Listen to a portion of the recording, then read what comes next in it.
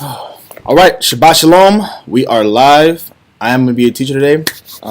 And as always, the water for attending in person, the water for attending online for those that are viewing right now online or in the future. Before we get into it, I want to put out there at least a public service, not public service announcement, public disclaimer. This class may not be for all viewers, specifically children. Not that it's going to be super vulgar or, we're going to be cussing up a storm up here, but more just the context of what we're going to be going over. It is a prophecy, end times type of genre. Therefore, it might be harsh for some children to hear. She was harsh for some men and women to hear. I know for me, it was harsh just to read it. But with that being the case, still all glory to the Most High. His word is true, regardless of what's spoken, regardless of what we go over. His will be done. On earth as is in heaven. The water again for those tuning in. The water for the brothers and sisters that are fighting out there in Virginia, SOW Virginia, SOW Rochester, SOW Houston. The water for Sword of Truth family out here. Keep fighting. Let's keep striving for the best virtues. And with that said, let's get it started. Today's topic, for those that haven't seen online, is going to be titled, "If you knew your end, would you believe?" If you knew your end, would you believe? Now, this topic or this title is a double entendre, in the sense of, well, we'll get into how it's a double entendre and how it means two different things. But it's centered around Christ, and it's centered around the prophecy of Christ and the prophecy of how his life would turn out. So to get started, let's go to Isaiah 46 in verse 10. Isaiah 46 in verse 10. Again, Shabbat Shalom, Israel. Shabbat Shalom. Isaiah 46 in verse 10. Come. Isaiah chapter 46, verse 10 reads, declaring the end from the beginning. Read out verse 9 real quick. Verse 9. In page 517 in the Thomas Nelson book. Remember the former things of old. The Most High is saying, remember the former things of old. This is very important for Christ specifically, because Christ and who he is and who he was going to become was written in the former things of old. And it was written aforetime. Was written in the prophecy in the books. Read on. Remember the former things of old, for I am the Most High, and there is none else. Mm-hmm. I am the Most High, and there is none like me. There's no other power, no other influence that's going to dictate our life or Christ's life. Everything was going to be constructed the way the Most High wanted it to turn out to be. All right, read on. Declaring the end from the beginning. Declaring the end from the beginning. From the beginning, the end was going to have a set time, was going to have a set circumstance, and the scenario was going to be written for us to understand and us to learn. For Christ, his end was going to be written for him to learn, for him to understand, and him to accept. His end was written so he could accept it before he had to live it.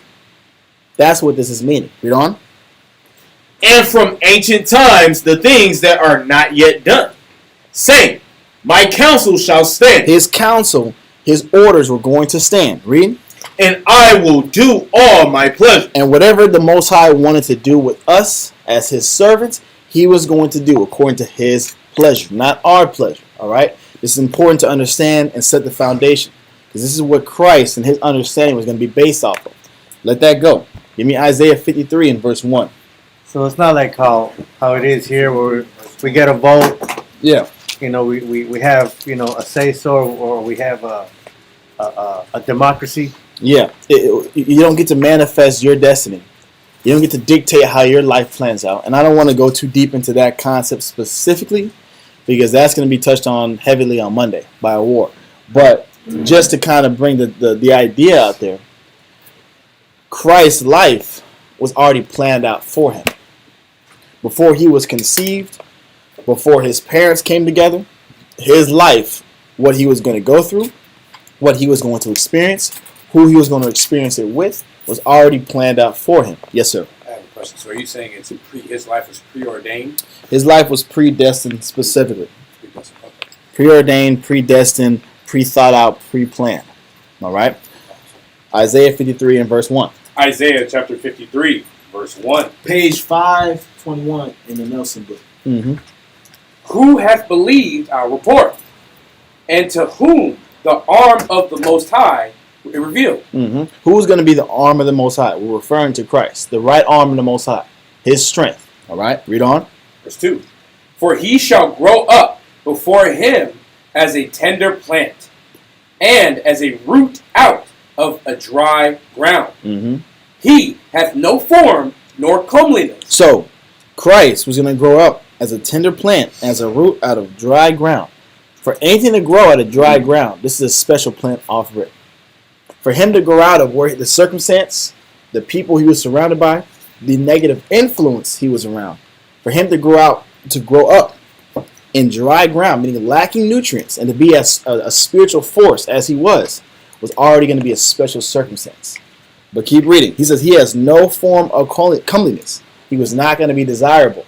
There was nothing physically about Christ that was going to be wanted, that was going to be aspired for, that was going to be lusted after. Read on.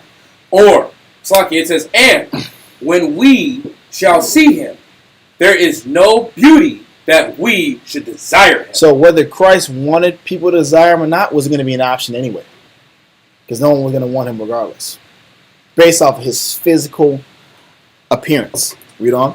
And he is despised and rejected. From the beginning, the scripture says Christ is going to be despised and rejected.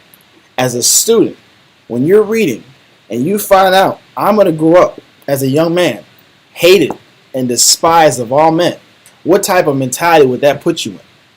If you knew that was about you, what mentality would that put you in? You have no comeliness, meaning that baby fat ain't getting removed off you. You're going to be ugly forever. This is a hypothetical. A lot of us grow up in our middle school years, going through that awkward phase. Not really desirable. You haven't really matured into who you were going to be at, your body, your physical face, your appearance. And you're self-conscious. I know we've all been there before. You're self-conscious of your appearance. And you got to live with the fact that I'm going to be always despised or overlooked because I don't match the physical stigma of beauty. That's one thing that he had to get over. The other thing he had to get over is the fact that the relationships he was going to build, or the lack thereof, because he was going to be predestined to be despised and hated for what he stood for. Read on.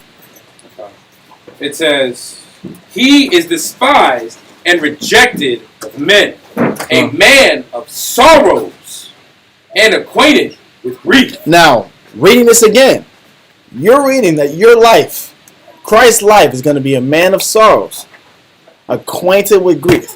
What does that even mean? If I'm reading this, I'm asking, what does that mean, be acquainted with grief? I'm still a young man learning about the Most High. Is my belief going to start getting shaken now that my hopes aren't going to match up my reality? Everybody hopes to have some type of stability. Everybody hopes to have some type of happiness and prosperity. But what you're reading is your hope is not going to match up with your actual life. And this is what they don't teach you in church. Huh? You know, everything's happy-go-lucky. You know, they don't read you this part where he's acquainted with sorrow. You're like, I'm going to follow this guy? And he had to live with the fact that he's not getting out of these sorrows. You're not escaping this grief. You're not escaping the shame of not being wanted, of not being desired in life. You're not escaping it, no matter how much you might want to. You don't have a choice. But keep reading. It says, and acquainted with grief, and we hid as it were our faces from him. Who did that to him? We did. Peter did. When it was time to really be about who you were about, I'm going to read into it a little bit. Peter hid himself from him. One of his closest friends. They were friends at that point. Even his most beloved hid their face from him. You're reading what you're about to experience in life. Could that not shake your psyche? Could that not shake your belief? It makes the story of Christ even that much more amazing.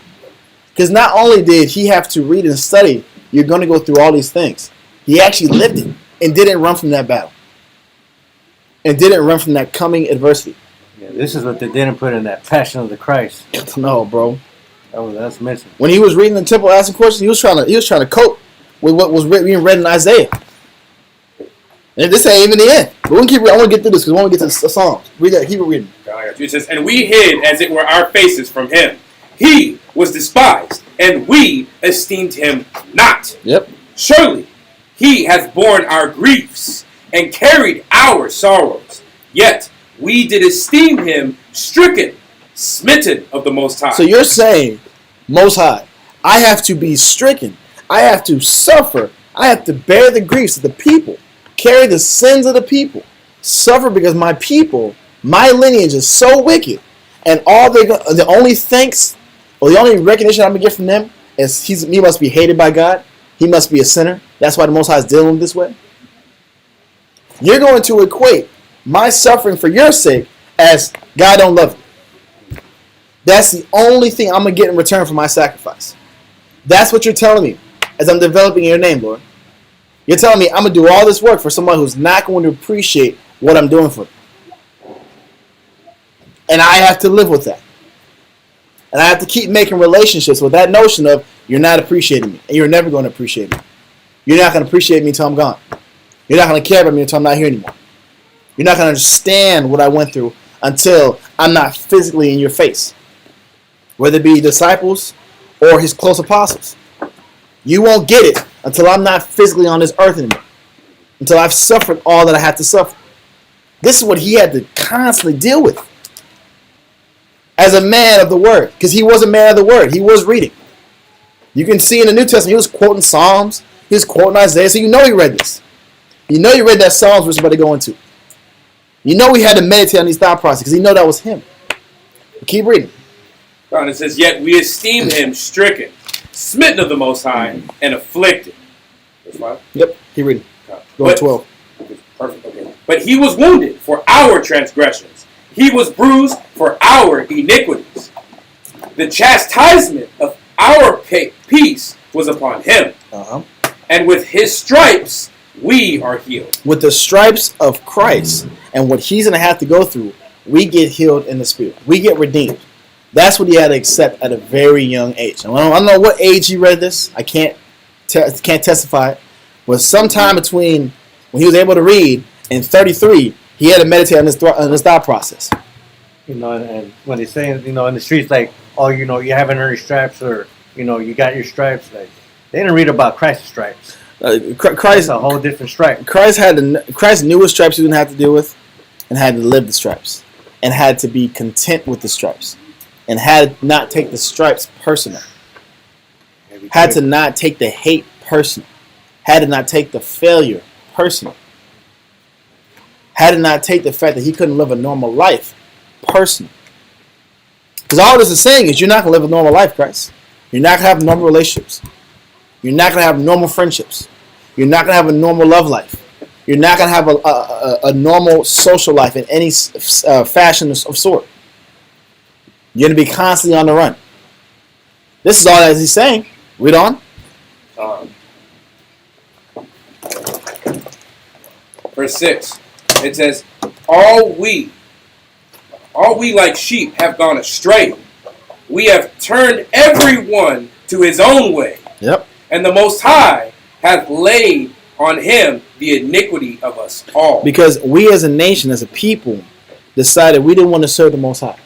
So we had to send somebody out here to suffer the wrath and his anger to appease that frustration, that betrayal that we did to the Most High. He had to bear the brunt and the force of that hatred. Keep reading. Verse 7. He was oppressed and he was afflicted, yet opened not his mouth. But with all that suffering, with all that despising, he didn't complain.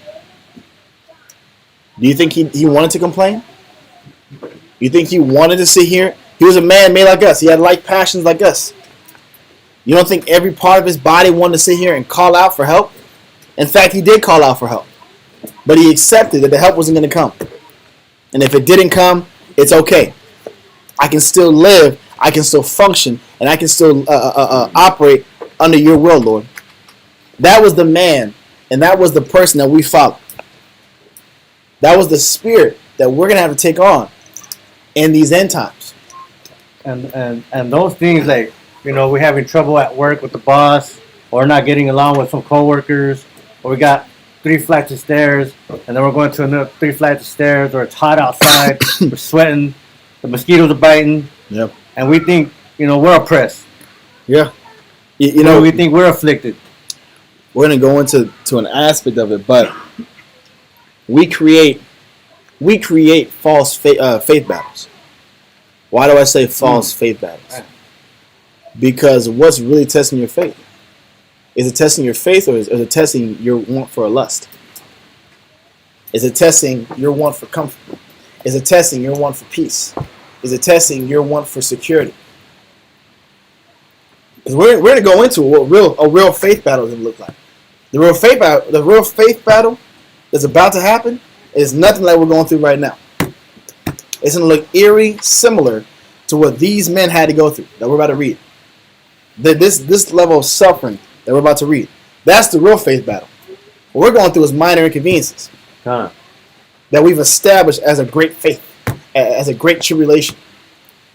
But if we really had the mind of the Most High, none of this would matter anyway.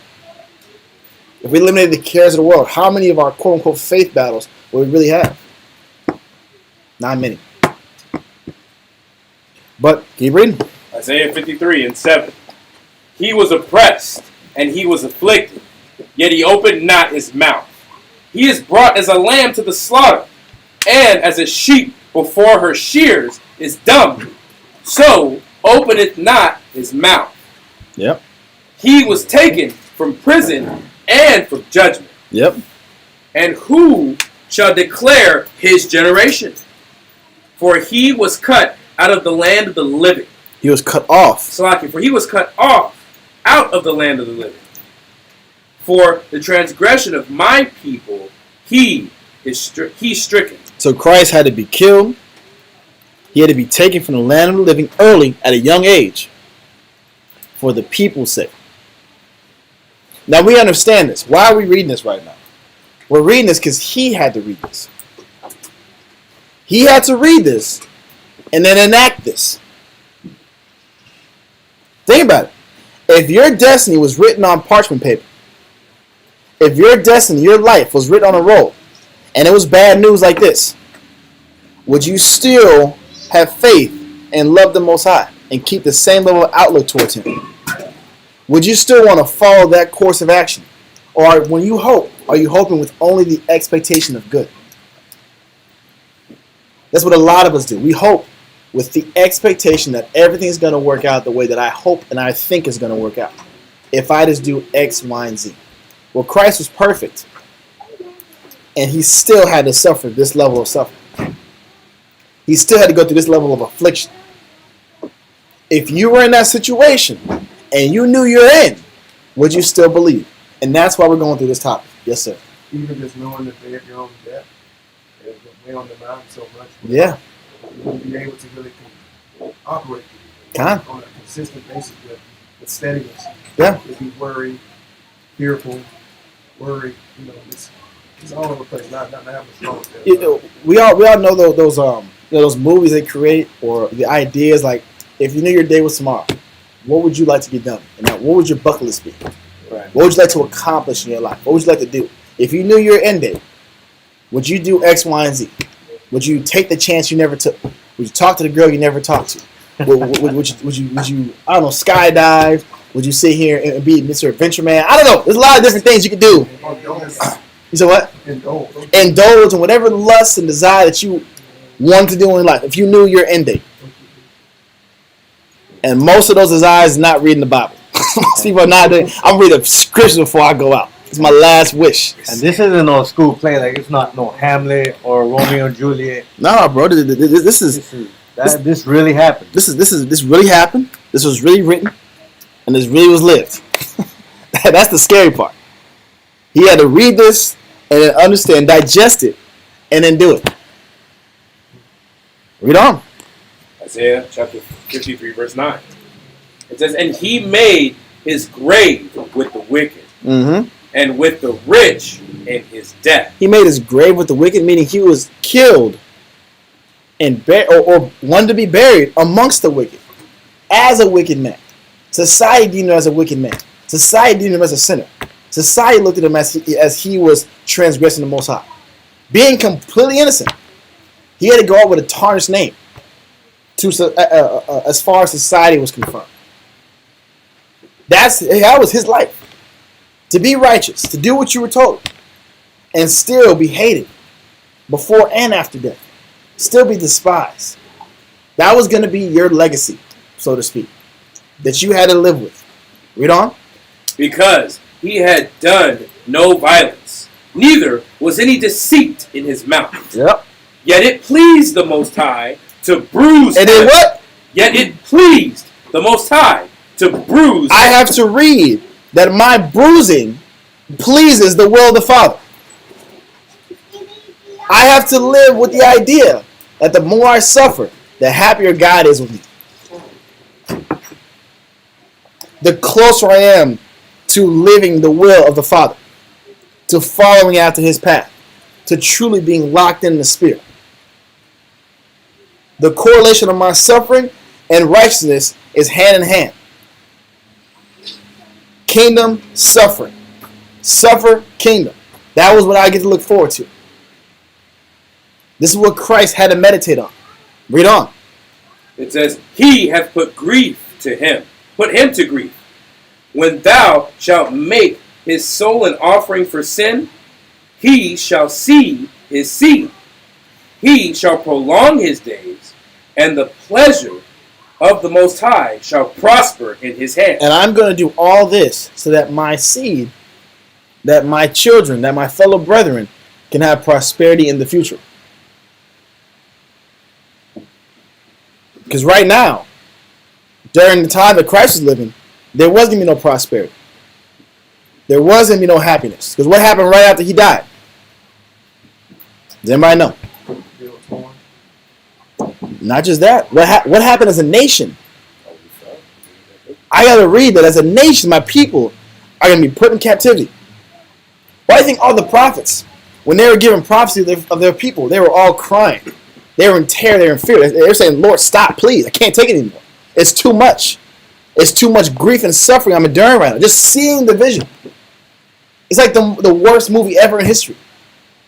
It's Blu-ray. It's AK, whatever they call it. I don't know. 4K. No, it's AK. AK is even. Yeah. It's even more dope. I got to see all the suffering play out amongst a span of years. Most men can't take that. He had to take that and he had to live it and enact it and not avoid it. Not run from it. Read on. Verse 11. He shall see of the travail of his soul and shall be satisfied. Come on, bro. Read it again.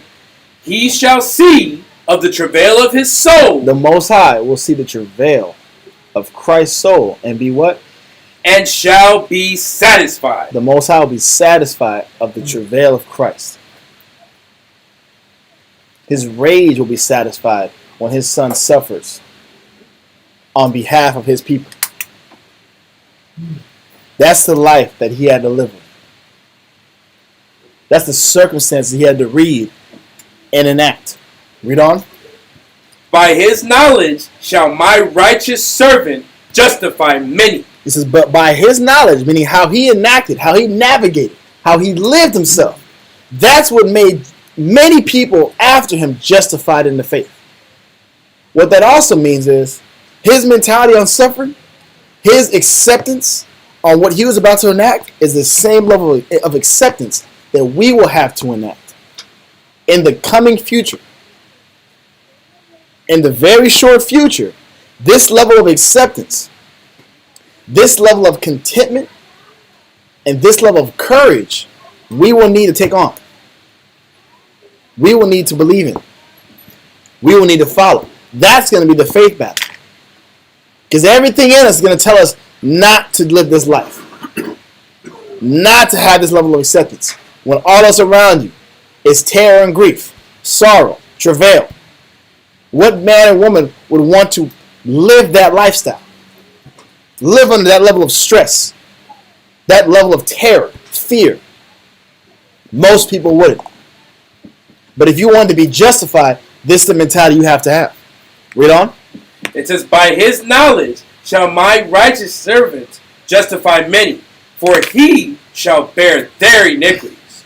Therefore will I divide him a portion with the great, and he shall divide the spoil with the strong, because he hath poured out his soul unto death. Now, we're gonna is there more? Yeah, read on slightly. And he was numbered with the transgressors, and he bare the sin of many, and made intercession for the transgressors. Meaning, because he went through what he went through, he has the right to make intercession on behalf of the transgressors, on behalf of us sinners. But that's not necessarily the focus of this class particularly.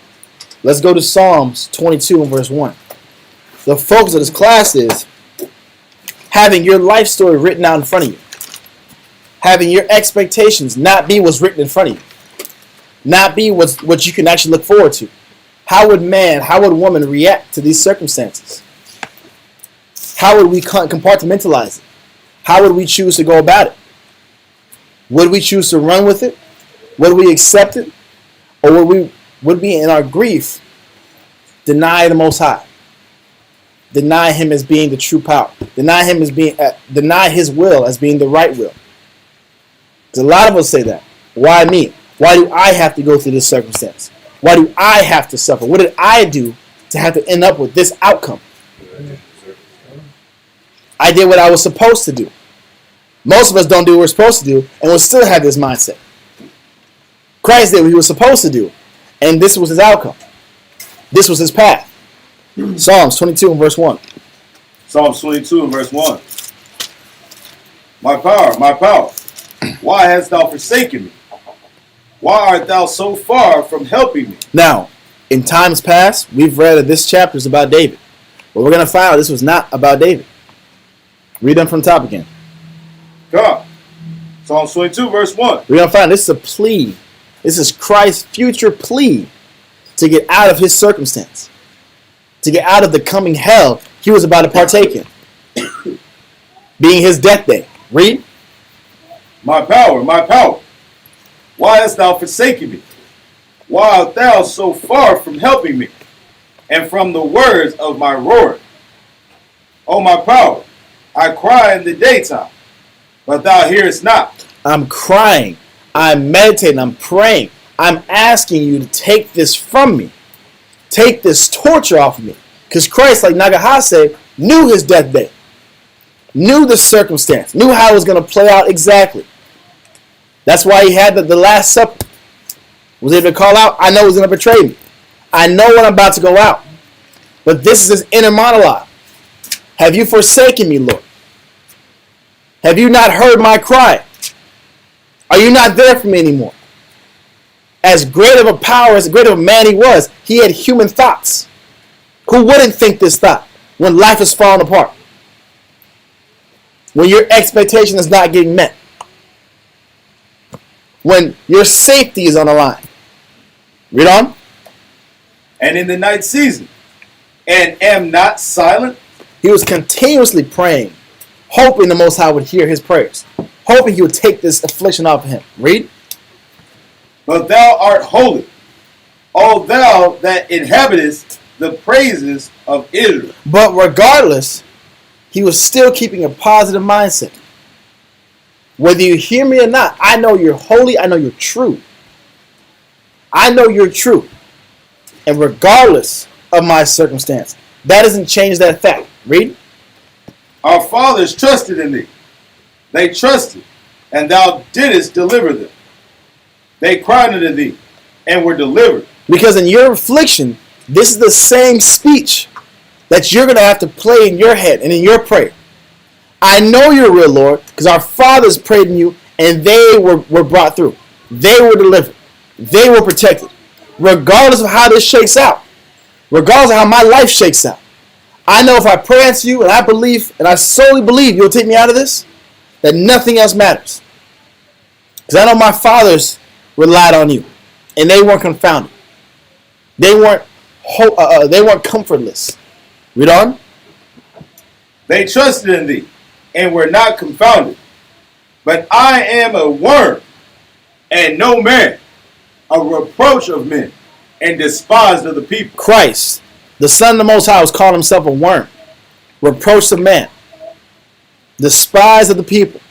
I'm nobody. He's not even put him on the same level as his forefathers. Read on. All they that see me laugh me to scorn.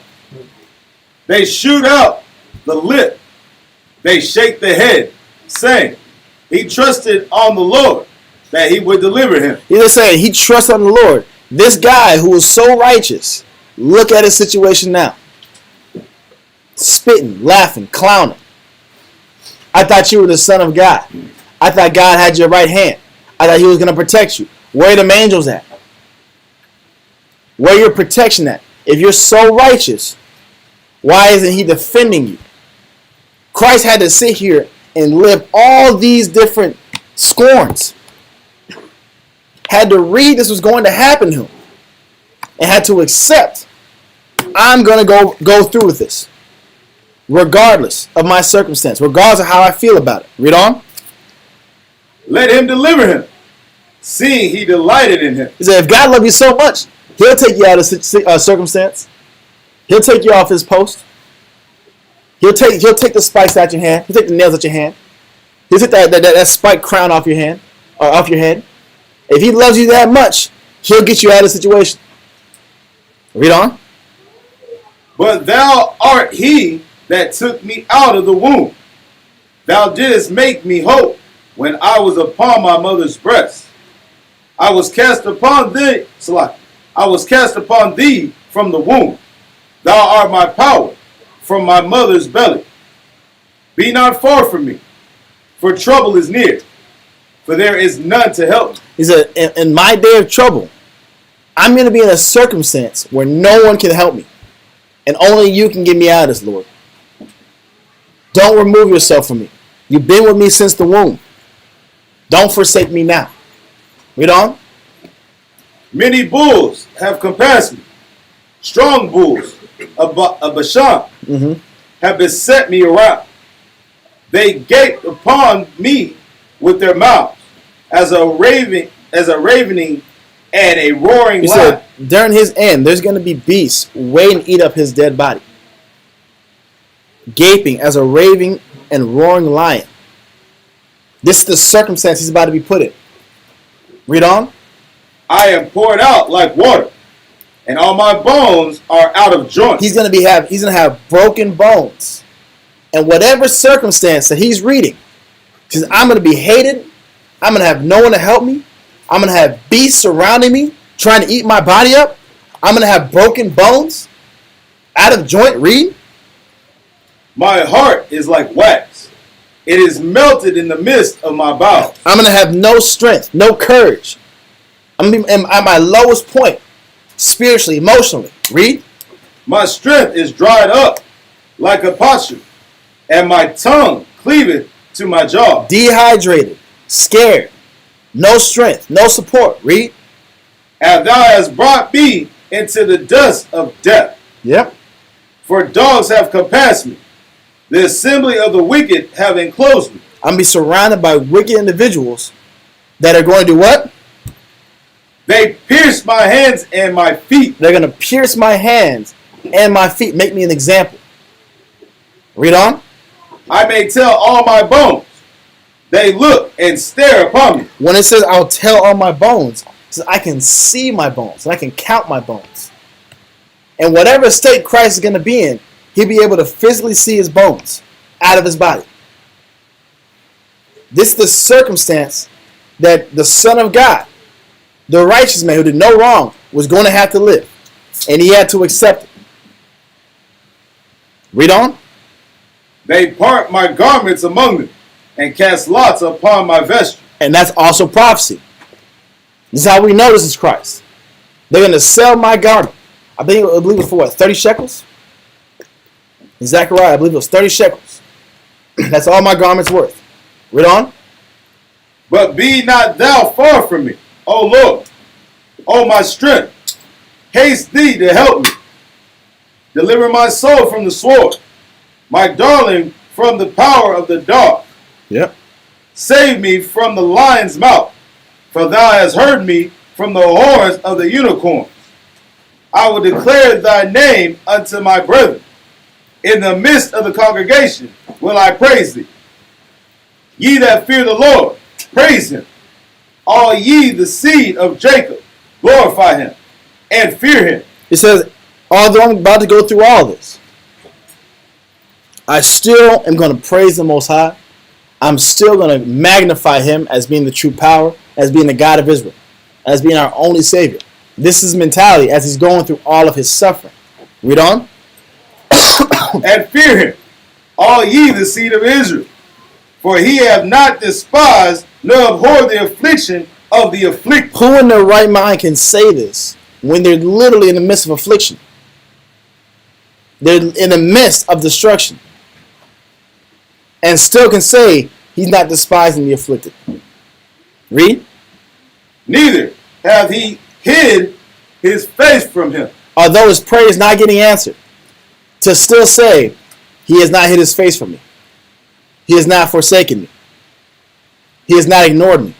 I'm losing. I'm suffering. And there's no getting out of this.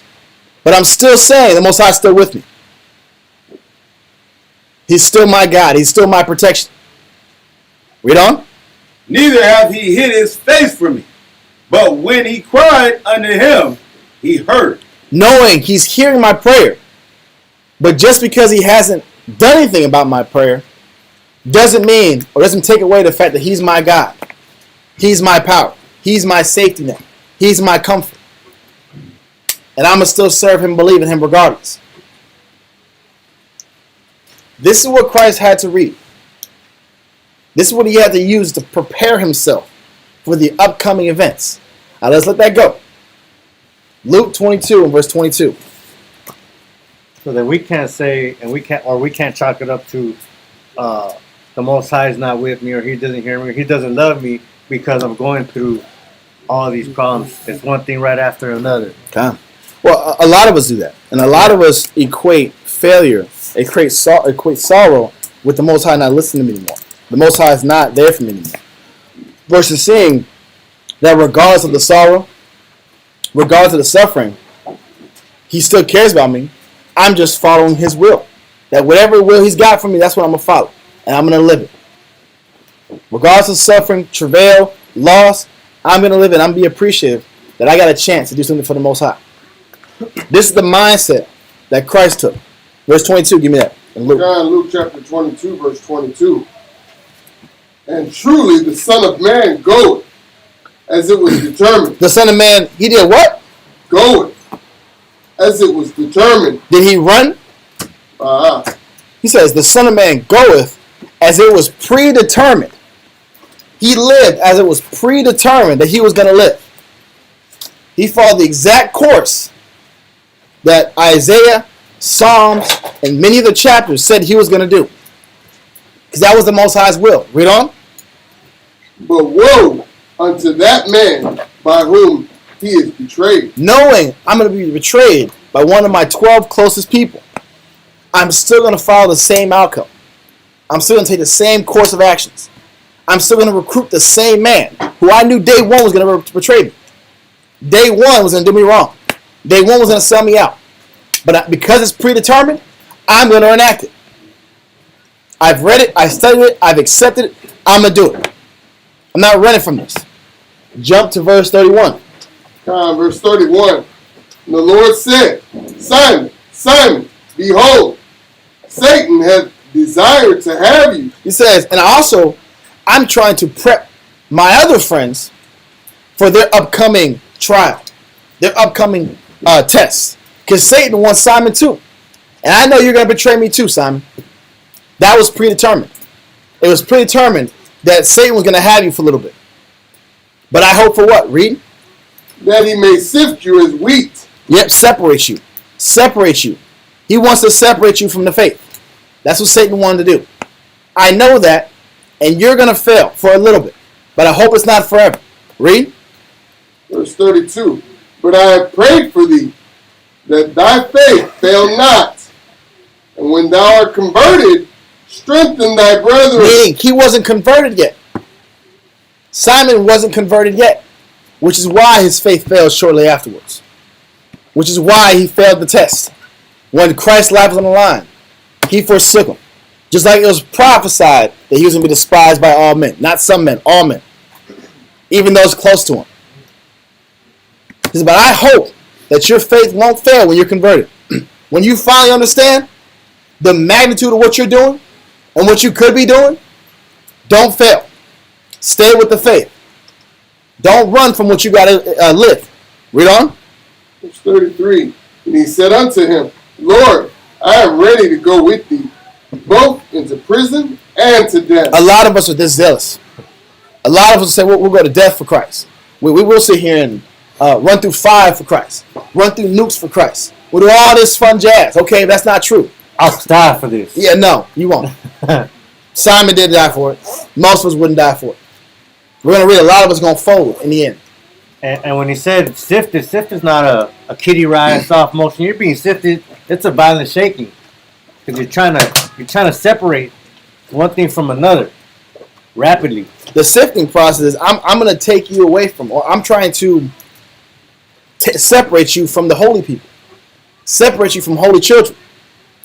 I want to sift Simon from the chosen. He says, but Simon said in response, I'll go to prison or death for you. I do whatever I got to do to prove to you, Lord, that I'm not that guy. That my faith is never going to fail. That I'm already converted. I'm already here. Read on. Verse 34. And he said, I tell thee, Peter, the cock shall not crow this day, before that thou shalt thrice deny that thou knowest me. To Peter, I already know the end of the story. I already know you're going to deny me. I know you're going to fail. I know you're not going to be here for me when it matters. Spoiler alert. Spoiler alert. The cock did crow 3 times, and he denied him 3 times.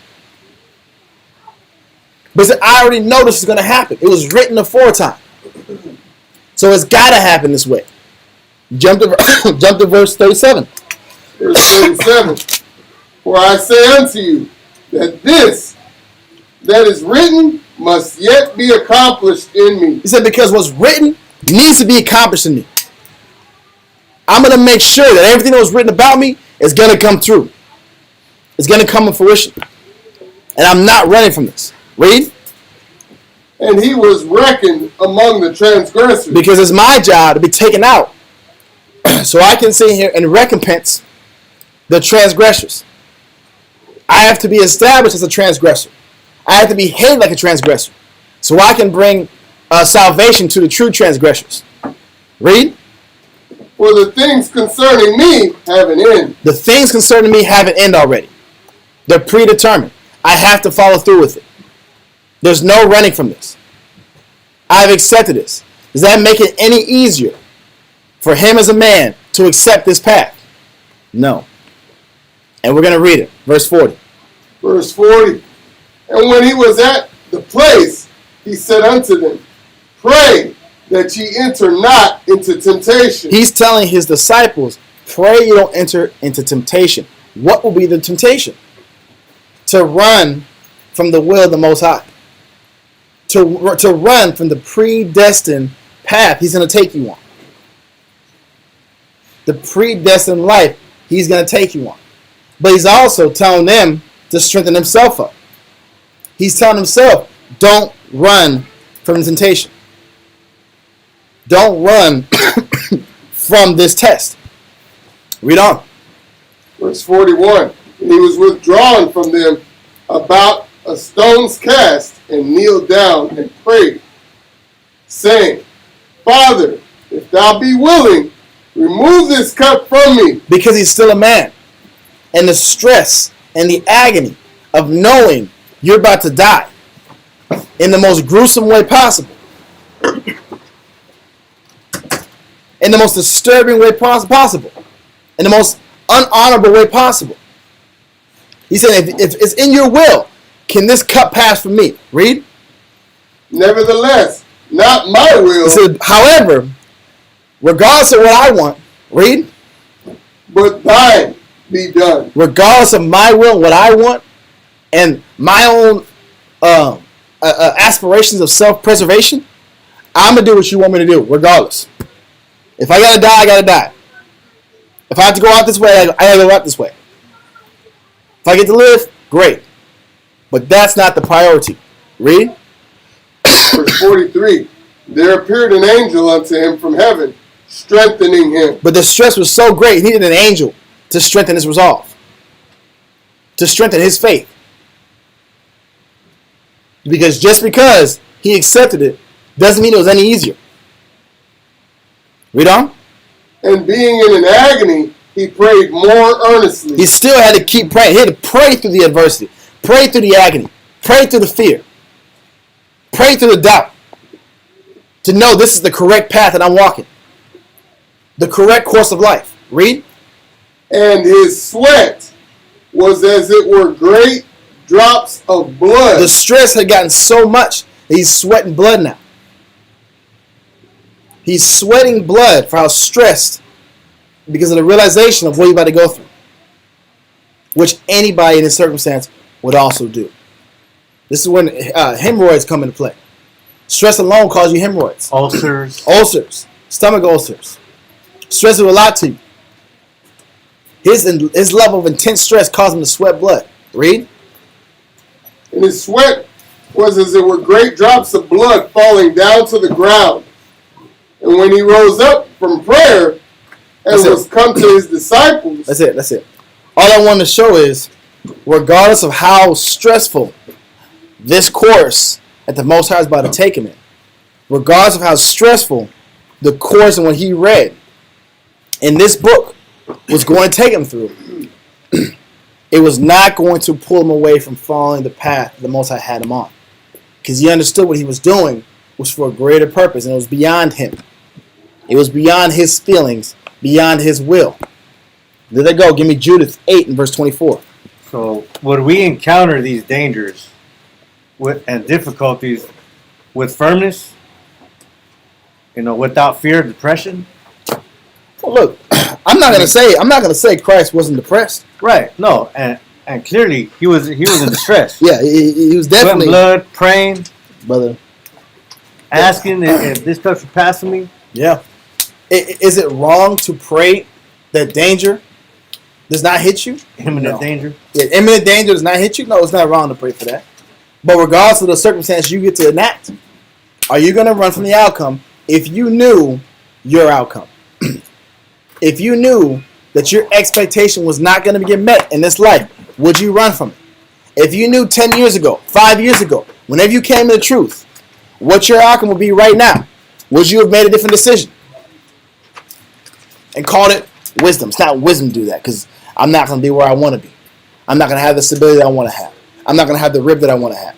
I'm not going to have the husband that I want to have. I'm not going to have the relationships that I wanted to have.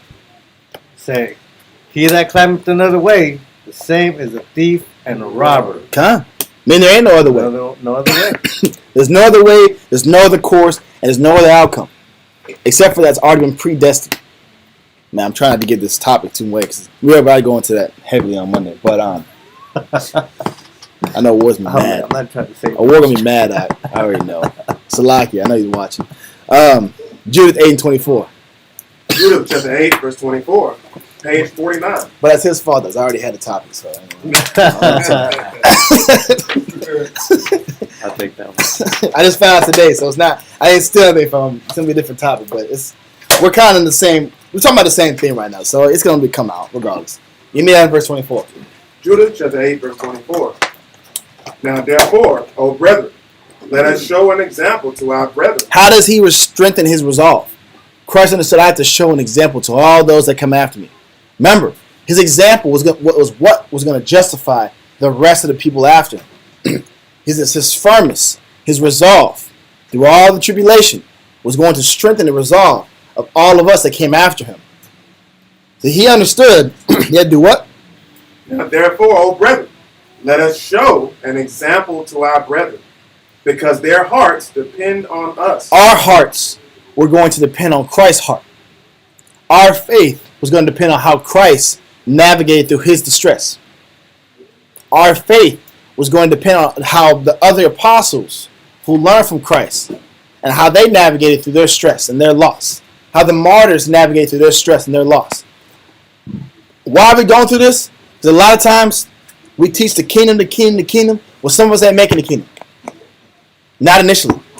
This is the real facts. Some of us are going to have to be martyred. A lot of us will have to be martyred.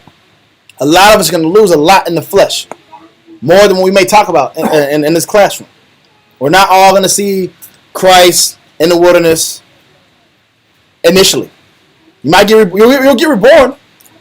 But if you're not going to be the one that's in the wilderness immediately, are you okay with riding this out to the end?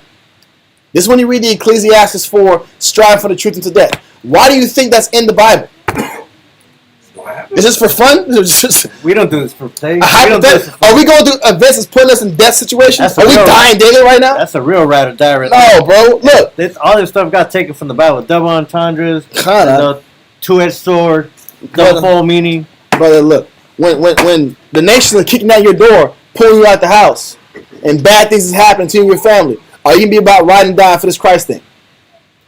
We're going to go into it. I haven't gotten there yet. That's why I gave it a disclaimer before class starts. It gets bad. Are we going to be okay with the fact that I'm not going to get the immediate result I thought I was going to get in this truth life, in this life? I'm not going to come out as unscathed. I don't think anybody's come out as unscathed. That's why that scripture, I think it was in Jeremiah, says, "What is the day of the Lord unto you?" Why do you think it said that? This is not a day to be looked forward to. Salvation. Well, before salvation, there's suffering. There's hell on earth. There's fear. There's death. Just right now, I just saw the House just passed. The House passed a law, or not a law. Well, it's trying to get into law. They passed the law to enact, I forgot the wording, recruitment, or draft. The draft from 18 to 26. From 18 to 26, it's about to go to the House to get passed into law. That's what they're trying to do right now. But they just passed it amongst the House. It's about to go to the Senate, my fault. They just passed it in the House that a draft can now be enacted in America. 18 to 26, you on the clock. Suit up. Because Russia is 40 miles down the way in Florida. Yeah, I don't know about female. I think it's males. It's males right now. But just like in Ukraine, the draft shifted from males only to women as well. Yeah. Yeah. I wouldn't be surprised if women are enacted second. But they want to get the men first to see how things go. But war is war. This time, women got equal rights. You will equally tote that iron. This is what it's going to be. But this is already happening. Russia is literally 40 miles off the coast of Florida. Doing war training in Cuba. We're acting like the end times. World War III is not imminent. It's not around the corner. It's 20, 30 years down the line. No, bro. It's really not that far away. Putin proposed yesterday a peace treaty to Ukraine. And NATO responded an hour later saying, "Nah, we ain't doing that. Nah, we ain't pulling nobody out of that. we ain't stopping nothing. If we want peace, you pull your troops out of Ukraine." So you know what that means? They're going to keep escalating this. We're going in. The U.S. already putting their troops up there and sending war weapons to Ukraine to keep prolonging this. This conflict is going to happen. The wars, rumors of wars are going to happen. But that's letting you know what we're about to start reading in these end times is right around the corner. He was just checking the temperature. I was asking that, putting that peace treaty out there. Look, it ain't no peace out. There ain't no peace out here. Mainland is about to be invaded. When mainland gets invaded, where's your faith going to be at? We're going to find out what happens when mainland gets invaded. But before then, we're sitting at Judith, right? Yeah, let's read at Judith again. Judith chapter 8, verse 24. Now therefore, O brethren, let us show an example to our brethren, because their hearts depend upon us. Right. Because their minds depend. Yeah, their sanity. Our sanity When things is falling apart, when food security is a real issue, when safety is a real issue, when there's anarchy because there's no government anymore, when these are happening, who are we going to be depending on for strength? It's going to be this book. We're making the same prayers that Christ was making. I know you haven't forsaken our fathers. Lord, don't forsake me. Ah, Lord, I feel like you've forsaken me. Lord, please don't forget about me. I need you right now. This is what we're going to be telling ourselves to keep us comfort. Because if not, we're going to be going insane and falling after the pattern of the nations, the pattern of the world, which is chaos and uncertainty. But keep reading. Because their hearts depend upon us, and the sanctuary, and the house, and the altar rest upon us. Christ understood the households rest upon me. The unity of the house rests on my decisions every day. The church, the unity of the church rests upon my decisions every day. The unity of the nation rests upon my decisions every single day. So I can't fold. And I've got to go through this suffering. I've got to die this way. I've got to suffer this way. I have to lose this way. Because there's too much on the line. My life is no longer important. It's no longer the priority. There's too many people counting on me or will count on me in the future. This is what he had to think to navigate this level of stress, this level of discomfort. Let that go. Ecclesiastes 4:28. Come. Ecclesiastes chapter 4 and verse 28 reads, strive for the truth unto death. It says, strive for the truth unto death. Read. And the Lord shall fight for thee. Meaning, when all else fails, you have to keep your faith. You have to keep your mental strength, your stability, your composure in the spirit. When life isn't comfortable, can I keep my composure? When it's not going in the direction that I want it to go, can I keep my composure? Whether that be in peaceful times or in war times. Whether that be in arguments in the house, or when there's literally people knocking on your front door, trying to take your children and your wives.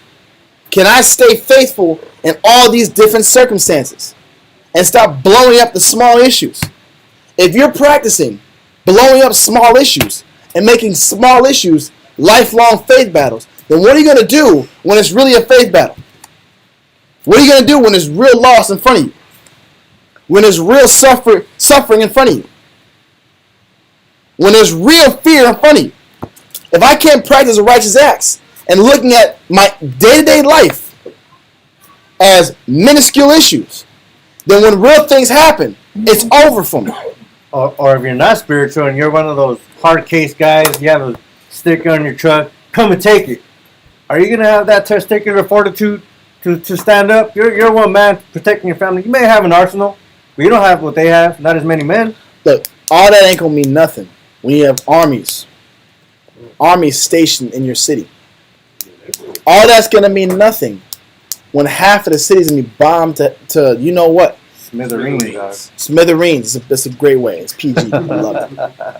Bombed. I'm going to take you back to history. During the time of World War II, it's a war crime to attack cities. This is it's a war crime to bomb cities. Well, Russia didn't follow those. Russia didn't follow those rules. Britain didn't follow those rules. They bombed the smithereens, German cities that only had women and children in them, killing 25 million Germans population. Everybody does it. Everybody breaks these like Nagasaki, Hiroshima. Everybody does it. Nobody follows the unwritten rules. Well, they actually are written. Nobody follows that. So many of your cities, and we know where we live in. We live in a military city. So what cities do you think can be bombed first? Military town, Come on, bro. USA. How many military bases we got in San Antonio alone? Just put In a big- SA alone, we got 5 or 6. Five big ones and two minor And ones. if you look at the Navy, like what we saw, Yeah. Navy, they don't have like guards or it's not structured to where it's very open. But I know you're talking about. Yeah, look, their bass was whack. They had no funding in their bass side. I get they ain't no water over here, so I understand. There's no Navy water over here. But the point is, all them guns, all them rifles, all them long guns. What is that gonna do when your house is bombed to smithereens? What's that gonna do when most of the men are gonna be killed because of war? This is in the Jeremiah 50s, in the Jeremiah 51s. There's gonna be a scarcity of men. That's Isaiah 13. They'll be as rare as the gold of Ophir. What does that mean? It doesn't mean no men. It says that women be as brides. Missing bridegrooms, widowless. What does that mean? All this machismo spirit. Ain't no macho man at this time. People are kicking your doors down. What are you gonna do? This would mean strive for the truth until death. If that's your calling, you better live it to the fullest. If that's your circumstance, then you better be preparing yourself now for whatever the Most High throws at you, and be okay with whatever happens. Because in our head, we're only okay with the best possible outcome. Most favorable outcome, which is human nature. But that's not spiritual. Nobody's spiritual thought that way. I'm only faithful because things didn't work out good for me. I'm only faithful if the Lord gets me to the kingdom. I'm only about this God thing if my security is, if I get to go in that wilderness. Let me at least make it to the wilderness first, Lord. No, it says 2/3 will die, then the 1/3 gets tried in the wilderness. That's in Zechariah. I think it was 13. 2/3 dead, then 1/3 gets to go in the wilderness. This is real stuff. This is real facts. 2/3 of the current living Israelites on earth are going to die. And then we get to go get tried, and the rebels get to purge then. This is what's going to happen. But are you going to stay faithful till the end, regardless of the circumstance? Let that go. Daniel 3 and verse 15 through 21.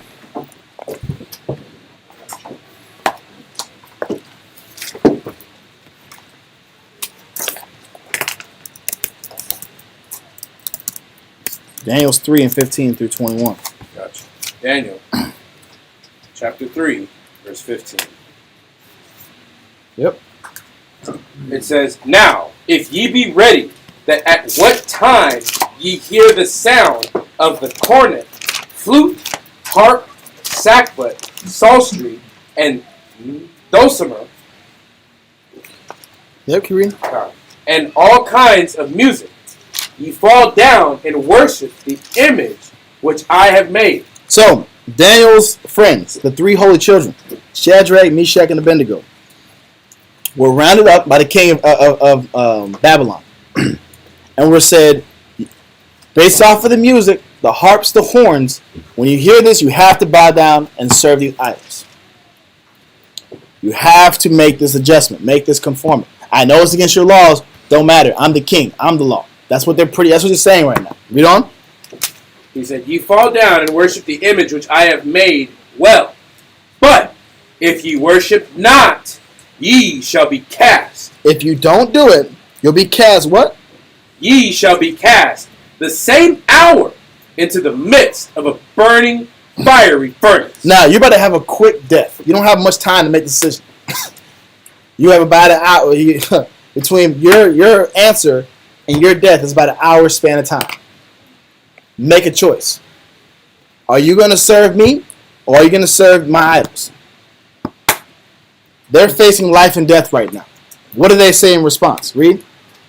"And who is that power that shall deliver you out of my hand?" All the sinners say the same thing. We're going to keep reading that same thing. They're going to keep testing.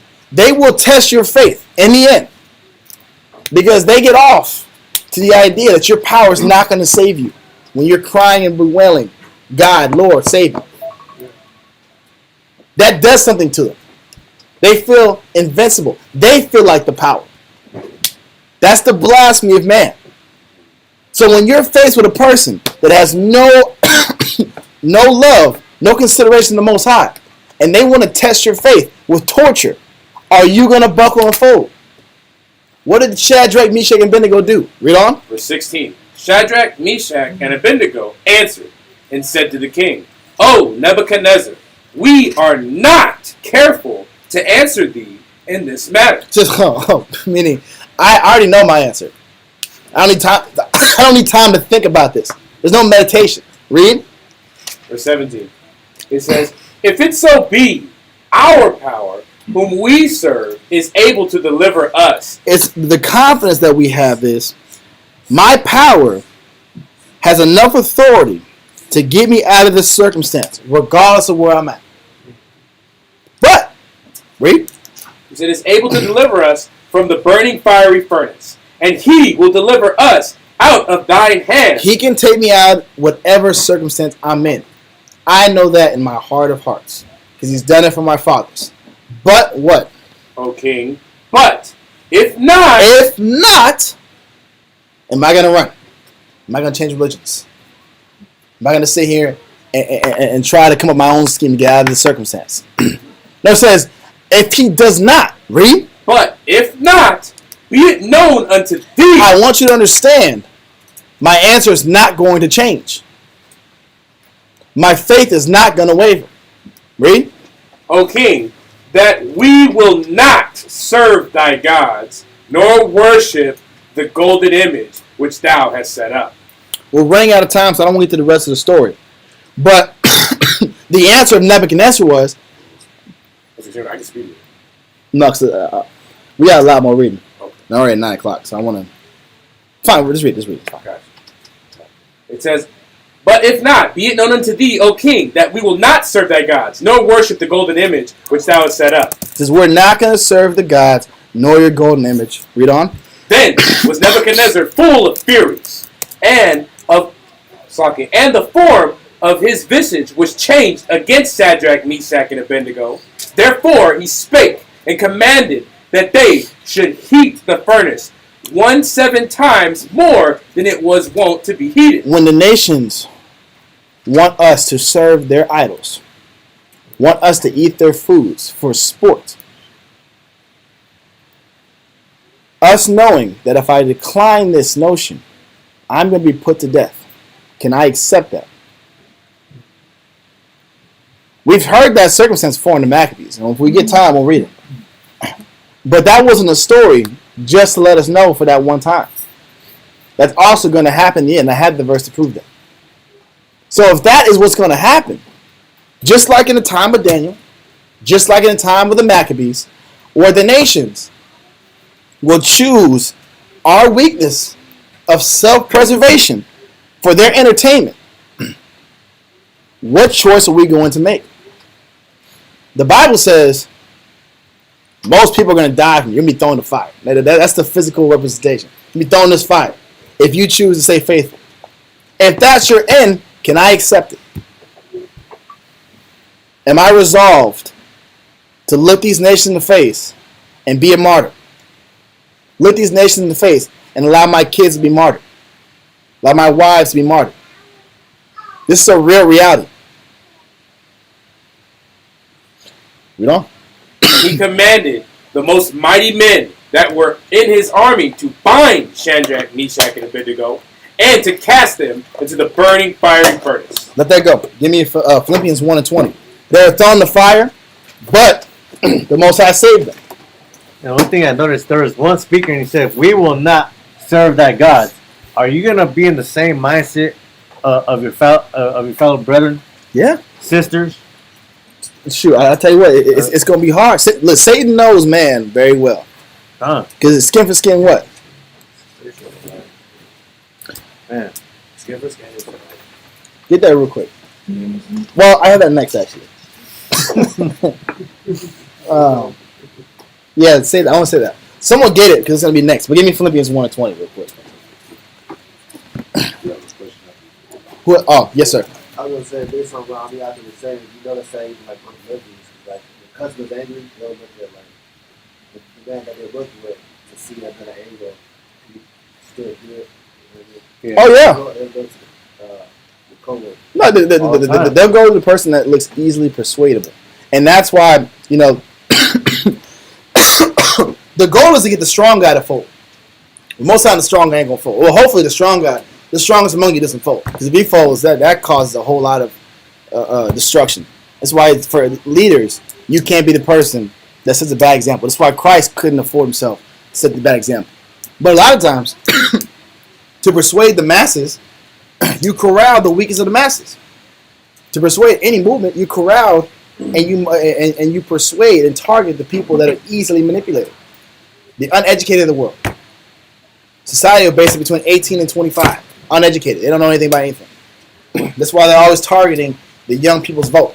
They don't know anything about politics, know nothing. They think the president runs things. They don't even vote for the Senate or the House. They just vote for president. President Biden's gonna save us. That's why he won in the first place. I remember I was this girl I knew. She was a lawyer. She kept hitting me up. You gotta vote for Biden. You don't change things. You don't change it. We gotta get San Antonio to be blue this year. I'm like, bro, Biden's not gonna solve no problems. When Biden got in office, she went real quiet. She realized, dang, Biden's not making decisions. And I was surprised. She's a law student. She went to school for law. I would have think you would know a little bit about the system, but they don't. I had this realtor guy. He was looking for a place for us to go rent out or whatever. And he was like, hey, how about this place? I told him, no. What about this place? Like, nah, it's too expensive. I don't want to live in an apartment. It's my rib up, bro. And my rib called me. He was like, hey, he called me. What do you think about this place? I said, I'll call you back. I called him back. I was like, say, bro, I told you no. Don't go around me and go to my wife. I go, respect my answer. Well, that's fine. You don't. As a matter of fact, don't call my wife no more. The problem is that's how you get sales. Even to sell, we know in the mall. Shoot, if the guy is not gonna fold, you play on the emotional strings of the woman. Yeah. Respectfully, of course. We don't cross. We know we don't cross on lines. Right. But you play on whoever's the most emotional relationship. Look, you know he's gonna smell good for you. You know he's got to get this on. I know after he's swole, so I know he's working out. And because he's working out, he might have a little stench to him. You want him to smell good after the shot. You're right, babe. You got to get that scent. Got it. Got him. That's 80 baht. Hey, you might as well get one for your girl, too. Y'all both smell good. You're right, man. You're right. That's my girl, man. All right. That's 80 watt right there. So, look, we know how to manipulate on a selling scent. It's not hard. It's not hard to take advantage of the weak. It's really not. Our job is not to. Because we're supposed to be spiritual men. Right, spiritual men of God, but the nations don't follow these rules. They don't follow this play-by-play. So read on wherever you're at. I don't know where you're at. Philippians 1 and verse 20. Okay. According to my earnest expectation and my hope that in nothing I shall be ashamed. Hold on. He says, according to my earnest expectation. Paul had expectations too. Paul had hopes too. But his greatest hope was that I don't be ashamed of my work for Christ. Read on. But that with all boldness. But with all boldness, all confidence, read. As always, so now also Christ shall be magnified in my body. My hope and my expectation is I'm never ashamed, and that Christ can always be magnified in my body, whether what? Whether it be by life. Whether it be by life that he gets magnified, or what? Or by death. So how does the prophets and the men of God navigate through this imposing doom and stress? As long as I can live a life, a spiritual life, that can be honored by the Most High, and that others can see Christ through me, whether it be in my life or my death, I'm content. I'm okay with it. I've accepted it. Nothing else matters. The priority is, can Christ be edified? Can his faith grow due to my life? If it can grow through the death of my life, then okay, I can accept that. If it can grow through the life of me, through long life of me, I'll accept that too. But however it looks, I'm content. Let that go. But Satan knows most men don't operate that way. Job 2 and 4. Satan knows most of us, we're cool if Christ can be magnified through our life, but I don't know about that death part. You said what? Job chapter 2, verse 4. Yep. Read that. God. And Satan answered the Most High. Satan answered the Most High, because he was trying to persuade the Most High to afflict Job. He says, have you blessed him for nothing? He's happy. Obviously, he's happy because he's getting blessed and he's never been tried. So he asked, can I put my hand up? Because Satan said what? Read. Satan answered the Most High and said, Skin for skin. Because most men, if you touch their flesh, if you touch their comforts, if you touch their idea of stability, what will they do? Skin for skin. Yea, all that a man hath will he give for his life. He'll give his faith up for his life. He'll give everything up just to preserve himself. This is what Satan knows about most men. Most men, it does not take much for a man to sin. It does not take much for a man to forsake the Most High. Very little, actually. Maybe a new woman. Maybe a new man. Maybe a new job. Maybe a new house. That's normally what it takes for us to sin, to forsake the Most High. So don't even put in the equation death or the prospect of suffering and captivity. Don't throw that out there. We're already out of there. We can't even get past the small things. Yeah, skin for sin. I know that if I put my hand on him, he's going to forsake you, Lord. Because most men do. Let that go. You mean Luke? Go back to Luke 22 and verse 40 again. And this is why Christ kept emphasizing this point. Luke chapter 22, verse 40. Yep. Read that. Luke chapter 22, verse 40. And when he was at the place, he said unto them, pray that ye enter not into temptation. He says, pray that when your skin gets touched, you do not enter in temptation. You do not enter in temptation. This needs to be on the forefront of your mind. Pray that you have enough resolve, enough faith, enough confidence when all else fails, that you still put the Most High in the forefront of your mind, that he's still the priority. That needs to be the prayer. Because we have a lot of fickle Israelites. And we know who we are. We know what our breaking point is. We've imagined it before. We played with the thoughts. Have we not? We play with the thoughts. I hope this doesn't happen. I don't know what I'm going to do. The thought process should be, it doesn't matter what happens. I'm riding down for this regardless. This is what the scripture is exhorting us to think. Motivating us to navigate it. Let that go. Wisdom of Solomon 2 and verse 12. You know, and a small scale, I thought of this one time, like when we barely first got, contracts on the trucks. I was like, what was that, like 4 years ago? Yeah. So I was like 36, and I was like, man, Cam's got to come up with something else. I don't know how long I can do this. I'm like, Yeah. I probably got 5 years, but I wasn't thinking like, oh, I'm gonna go somewhere else. I'm like, we just got to get something else. 'Cause Yeah. I don't know how much of this could take. Yeah. But later on down the line, that went away, but still that thought comes in, and again, that was on a smaller scale. Yeah, the thought of being uncomfortable. Well, look, I understand that aspect. I came straight from college. Came straight from reading books. I was on the truck the next day. I'm like, man, I'm here. And I ain't left. It's been 2.5 years now. That was my new life. My new life was, hey, you're playing sports, you studied books, you did research papers. Now you're on these trucks all day. You're getting voluntold all the time. Voluntold what to do all the time. Your schedule is not predicted. Your schedule is set in stone, pretty much. You got a free schedule no more. Or not. You get adjusted. And that's the point. But that minor inconvenience, we look at it as a faith battle. We look at a 15-hour day as a faith battle. I'm forcing myself to get through. I'm praying, Like I said Lord. earlier, we create false. We create false battles. faith battles. We do. Because we got some real faith battles that we haven't experienced yet. That we should be reading to prepare ourselves for. That are coming, that are 40 miles away from Florida. That are right there. They're knocking. They're here. They're knocking. If you're not reading the news, hey, I read the news to keep me in this state of mind. Because they're here. We drive more than 40 miles every day. Brother, I hit 100 piece today. That's not far away at all, bro. That's one bad presidential decision by Mr. Biden. And then we in a full-fledged score. Fat finger button. Yeah, Oh, no. bro. It's a one bad decision away. One bad decision, multiple bad decisions, and we in a full-fledged war in the next 4 years. When people are getting drafted. When kids are being taken from their households to be drafted. Or thrown in jail because they refuse to draft. This is a real circumstance that's already happened before.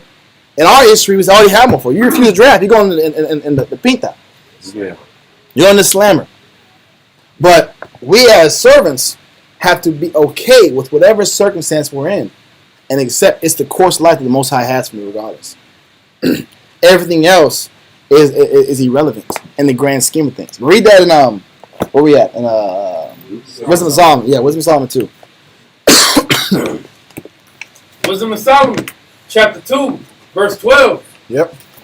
Therefore, let us lie in wait for the righteous, because he is not for our turn. The wicked, when it's time, when the end is here, are going to be looking for the righteous. The Bible calls it the great insurrection. There'll be a great insurrection for all those that believe in God. They're going to be looking for the righteous. Read on. It says, because he is not for our turn, Mm-hmm.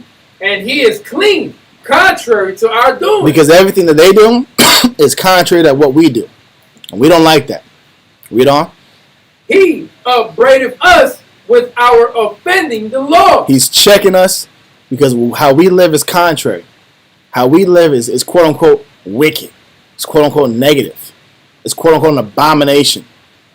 So these guys, we're going to be hunting. Read on.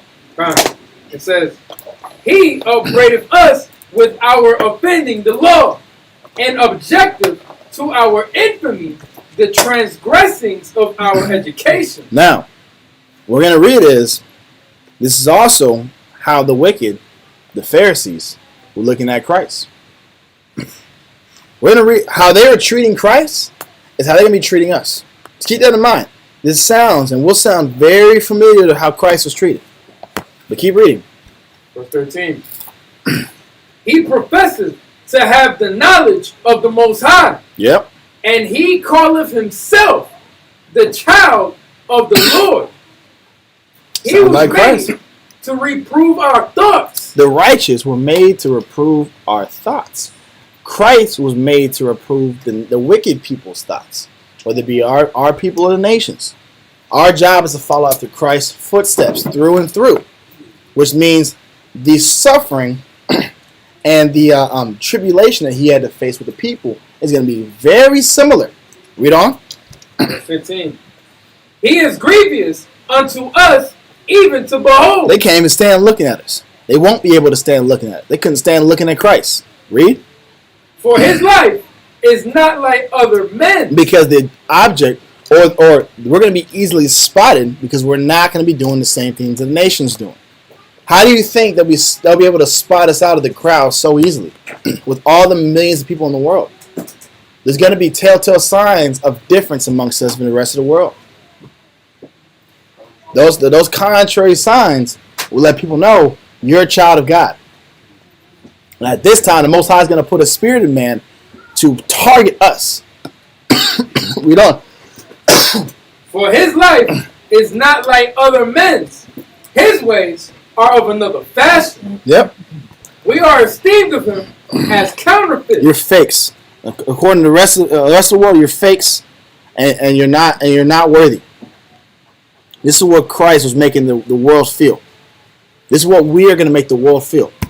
We're going to make the world feel fake, not worthy. They're going to have a problem with that feeling. Read on. He abstaineth from our ways. Because he abstains from our ways.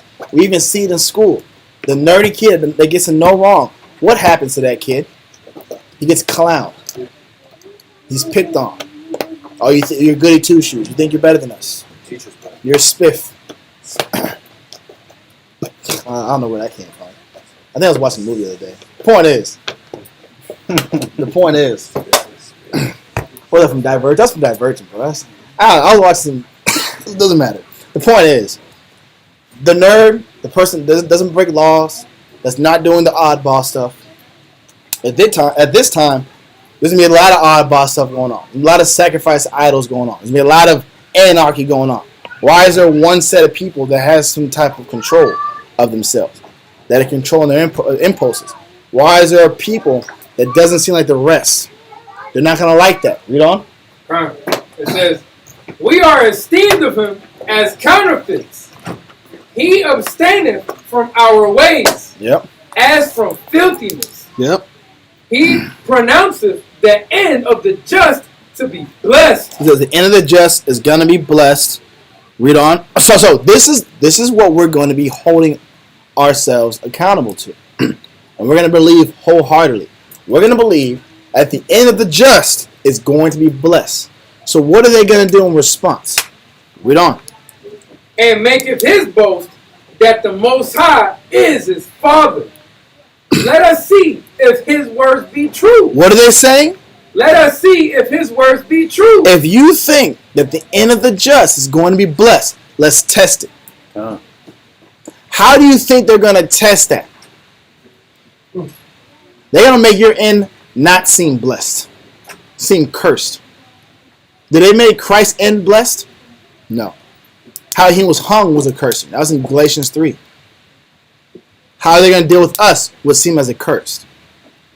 They're going to test our resolve. If you really believe that he's your father and your end is going to be blessed, let's see about it. Read on. Let us see if his words be true. Yep. And let us prove what shall happen in the end of him. Yep. For if the just man be the son of the Most High, he will help him. Let's leave it in God's hands. If he's really a man of God, then God's going to help him. Let me put him in a circumstance that's going to test his resolve, test his faith. Read on. And deliver him from the hand of his enemies. Let us examine him with despitefulness and torture. They're going to examine our faith with despitefulness and torture just to see if God's really on your side.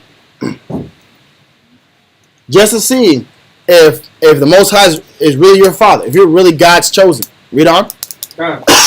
It says, that we may know his meekness and prove his patience. Oh. Come on, bro. Come on, bro. We're going to torture you, embarrass you, shame you, just to see how meek and how much patience for God you got. Because that meekness is going into, I'm not going to take the Most High personal. Because Satan says skin for skin, man will give everything to save his life. Yeah. If I'm boldly saying that Most High got my back, and my end's going to be just, and now I'm being tortured to death, you don't think most people are going to start cursing the Most High in their flesh, in their frustration? You curse the Most High by cursing your circumstance. How could this happen to me? That's pride. Why me? I did good. I was righteous. That's pride. Meaning you don't accept the Most High's will. You don't accept his course for you. Therefore, you've lost your meekness. Because Christ didn't say that. What did Stephen say when he was killed? He says, I'm very similar to what Christ said. They didn't know what they do. It was a very similar statement. The greatest say, you know what, Lord? Forgive the people that are afflicting me. That's meekness. But we're going to test your meekness and your patience and see if you're going to say those same statements. And you're going to believe that. This is their objective. Read. It says, let us examine him with despitefulness and torture, that we may know his meekness and prove his patience. Yeah. Let us condemn him with a shameful death. And give you a shameful death that they gave Christ. All in the name of righteousness. Because you said you was righteous. They wanted to see how righteous you were going to be. They want to see if you're a hypocrite. Because when are you really going to test hypocrisy? When can we really be in a test for hypocrisy? In the midst of real tribulation. Yeah, trial. Real trials. Life and death trials. Bro, keep reading. Let us condemn him with a shameful death. Using what? For by his own saying. By his own sayings, read. He shall be respected. By your own, if you last that long and keep your sayings and stand firm that the just is still blessed, the end of the just is still blessed, and God is still your God, then you'll get some respect. But I have to be beaten, tortured, and killed, shamed, before the nations finally give respect to my death.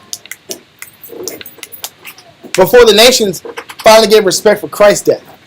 Before they actually believe, maybe he might have been the Son of God. Who knows? Sound like you're going to get tarred. You're going to get feathered. Bro, You get Yeah. these exquisite tortures. And then you know what? Respect them. Give them clean death. Give him his props. Bro, he made it longer than the last guy. And then they're gonna be like, next. Yeah, and that's the point. He made it longer than the last guy. The last guy, he folded quick. That dude folded quick. He gave in to them unclean meats. It's not funny. It's actually, look, I gotta laugh. I gotta lighten it up. Because if not, I was tearing up reading this earlier. This next phase, bro, I might have to control myself. This next phase, bro, is, let's go there. Give me second Ezra 16.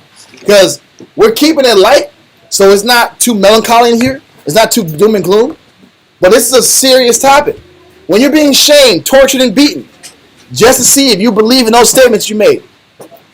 The statements you proclaimed out loud, I love God. I think God is going to give a just ending, to a blessed ending to the just.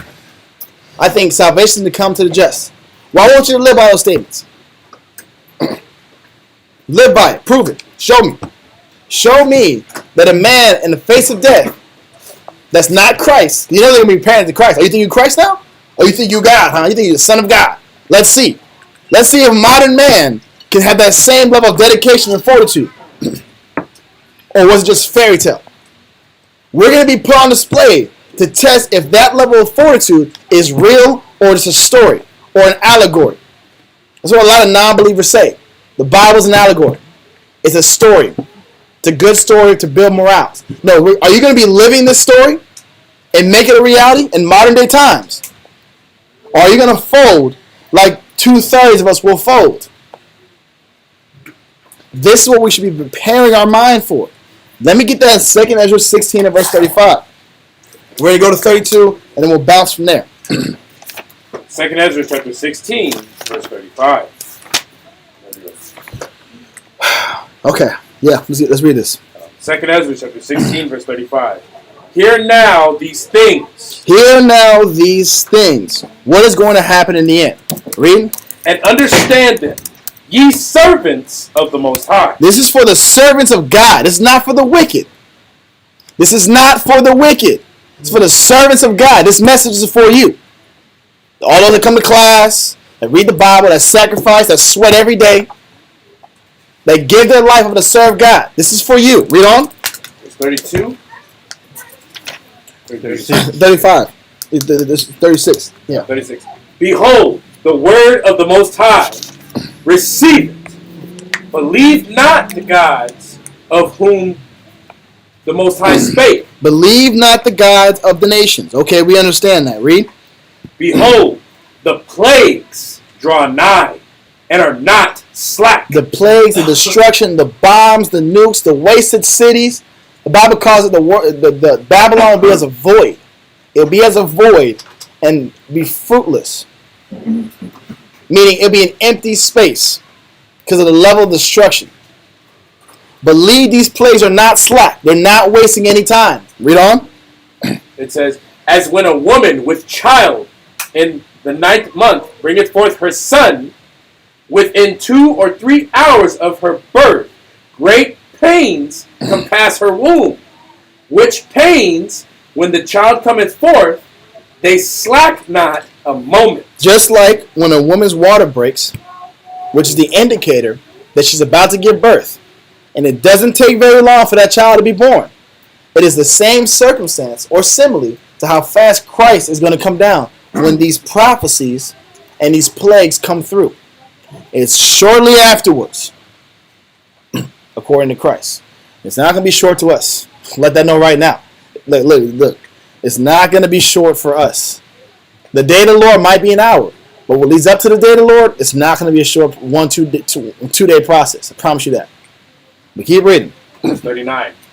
Even so shall not the plagues be slack to come upon the earth, and the world shall mourn. The world is going to mourn when these plagues come on the earth. When you read in Revelations, I want to say it's 16, 17, it says it's going to be so hot that the Son of Man are going to blaspheme the Most High. It says the hail is going to, the size of the hail will kill men. So you have thunderstorms and weather circumstances that are going to be so outrageous. They're going to be unheard of. Natural disasters, taking out men just off of natural disasters themselves. whole islands will be taken out from tsunamis. We keep reading. It says, the world shall mourn, and sorrows shall come upon it on every side. Keep reading. We're going to 52. Okay. O my people, hear my word. Make you ready to the battle. And in those evils, be even as pilgrims upon the earth. Meaning, what the Most High is about to show us is all those tribulations and those battles that you were calling faith battles. Men are worried about their living circumstances, what house I'm about to buy, what I don't like the house that I'm currently living in. It's not as luxurious. He says, in the day of the Lord, no. Before the day of the Lord, this is before the day of the Lord. You're going to be as a pilgrim. Meaning that house that you were so passionate about getting, so passionate about building, you're not going to be there anymore.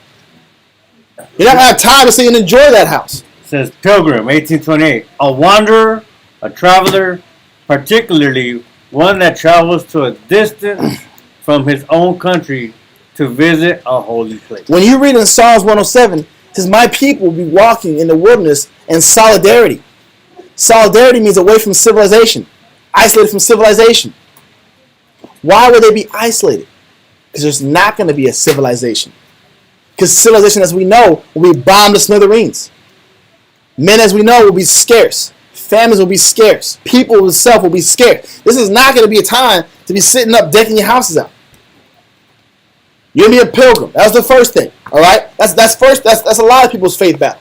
Is their house, their living circumstance. That's what they make their whole stress levels based off of where they're living, where they're not living. Because all that stress was for nothing. Because you ain't gonna be living there very long anyway. Read on. Verse 41.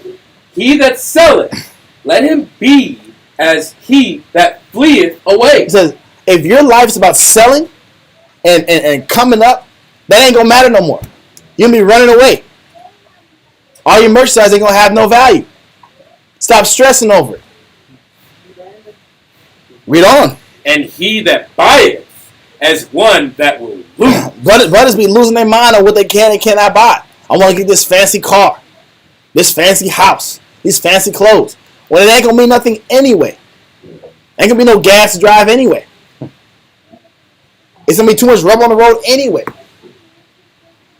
The house, again, you ain't going to be staying in it. Read on. You're going to prove it. Read. Verse 42. He that occupieth merchandise as he that hath no profit by it. You got things. You like having things. It ain't going to mean nothing. You can't bring it with you anyway when you're fleeing for your life. How much can you take in your two hands and pockets? When you got babies to carry, when you got diapers to carry, you don't got time to be caring about everything else. Your jewelry, your safes, all the thousands of guns you got in your back pocket. You ain't bring all them guns. All them Amazon packages you have. Oh, Amazon packages and stuff. Oh, bro, the Amazon packages is crazy. Your garage is full of stuff. It's going to stay there. You ain't bringing none of it with you. Read on. And he that buildeth as he that shall not dwell therein. Because you be building, making your life about building this new home. We'll be ready in 2020, whatever. And you can't live in it. Construction stops. Or you can't enjoy the fruit of your labor. What it's saying is, all that we lust after, that we make a battle, we make a stressor in our life, is going to have no importance in the future. It's going to have no importance when our life is really on the line. It's not even in the top 5 things of importance in your life. When things really hit the fan. Keep reading. He that soweth as if he should not reap. Planting, trying to get your herbs right, trying to get your veggies right. You ain't going to have time to reap it. Can't even enjoy it. All that investment. You know the Lord says it takes 5 years to sit here and really get the fruits. Yeah, you can get to enjoy them fruits. All them herbs. All them vegetables. Just he that soweth, be as though that he had not reap it. Read. So also he that planteth the vineyard, as he that shall not gather grapes. Yep, read on. What's another stress that man and woman lose their minds over? Read. Verse 44. That it says, they that marry, as they that shall get no children. If your life and you're stressed about not getting children, about marrying, ain't gonna be worth nothing anyway. When everybody's running for their life. Bible says, and I think it was in Matthew, says, woe to them that give suck. Yeah. Woe to them that give suck. It's gonna be a very terrible time. We're going to find out why it's going to be so terrible during that time. You can't move as fast. You can't make adjustments as quick. Keep reading. And they that marry not as the widower. It says if you don't have a rib or a husband, just be as a widow. Because there's probably no men out there anyway. Stop making it a priority. Stop making it a stressor for you. You have bigger things to worry about. Bigger things to prep your mind for. Read on. It says, and therefore they that labor in vain. All the labor that you're doing, all the building that you're trying to accomplish, it's not going to mean much, if anything, when everybody's running for their life. Read on. For strangers shall reap their fruit. Because strangers are going to take all that you invested, all them visions you planted, it's going to be for somebody else. Read. And spoil their goods. And take all your merchandise. Take all your goods. Read. Overthrow their houses. And take your house over. Read. And take their children. They're going to take your children. Who are you talking to right now? Is it talking about the godless? Or saying the godly people, prepare your mind for your children taken? Ye servants of the Lord. Your children be taken. Your vineyards taken. Your merchandise taken. Read. It says, and take their children captives, for in captivity and famine shall they get children. In captivity and famine, they're going to get your children. It gets worse. Read on. And they that occupy their merchandise with robbery, the more they deck their cities, their houses, their possessions, and their own persons, the more will I be angry with them for their sin, saith Yahweh. It says, the Most High is going to use these circumstances to increase his resolve to wipe the nations out. So I have to suffer. I have to potentially lose children, households, vineyards, to make the Most High put his foot down and appease his wrath. This is what the will of the Father is saying. This is not, Christ has not come down yet. He has not come down yet. And we're going to be experiencing this living hell. Keep reading. Verse 49. Like as a whore envieth a right, honest, and virtuous woman, so shall righteousness hate iniquity when she decketh herself, and shall accuse her to her face. Now, just because this is happening, the Most High is obviously not going to let it slide. But that doesn't take away from the fact that we have to go through it. Most High is obviously going to come through for us and help us and defend us. But how many are already going to be wounded, scarred, mentally astray, fearful, terrified, before we see that defense? Or dead. We haven't got to that point yet. Before we see the coming of the Lord, our hope and our salvation come through, there's going to be a lot of prayers sent out. When those prayers aren't answered and they're knocking on your door, are you still going to love God? Regardless of what happens next. When your door gets busted in, regardless of what happens next, are you going to love God? When those guns fail, because you can't have a gunfight with an entire army, are you going to love God? It was put in here for a reason. This circumstance was put in here for a reason. To prepare our minds. Keep reading. It says, when he cometh, that shall defend him, that diligently searcheth out every sin upon earth. Yep. And therefore be ye not like thereunto. He says, do not be like the world. Do not resemble the world. You're supposed to, regardless of the circumstance, still stand out in righteousness. Read on. Nor to the works thereof. For yet a little, and iniquity shall be taken away out of the earth. He says, have the hope that this will only last a little time.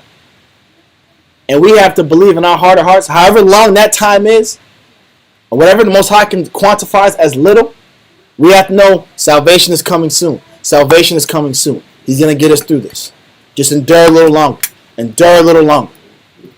This has to be in the forefront of our mind to keep our sanity. Keep reading. It says, and righteousness shall reign among you. Jump to 68.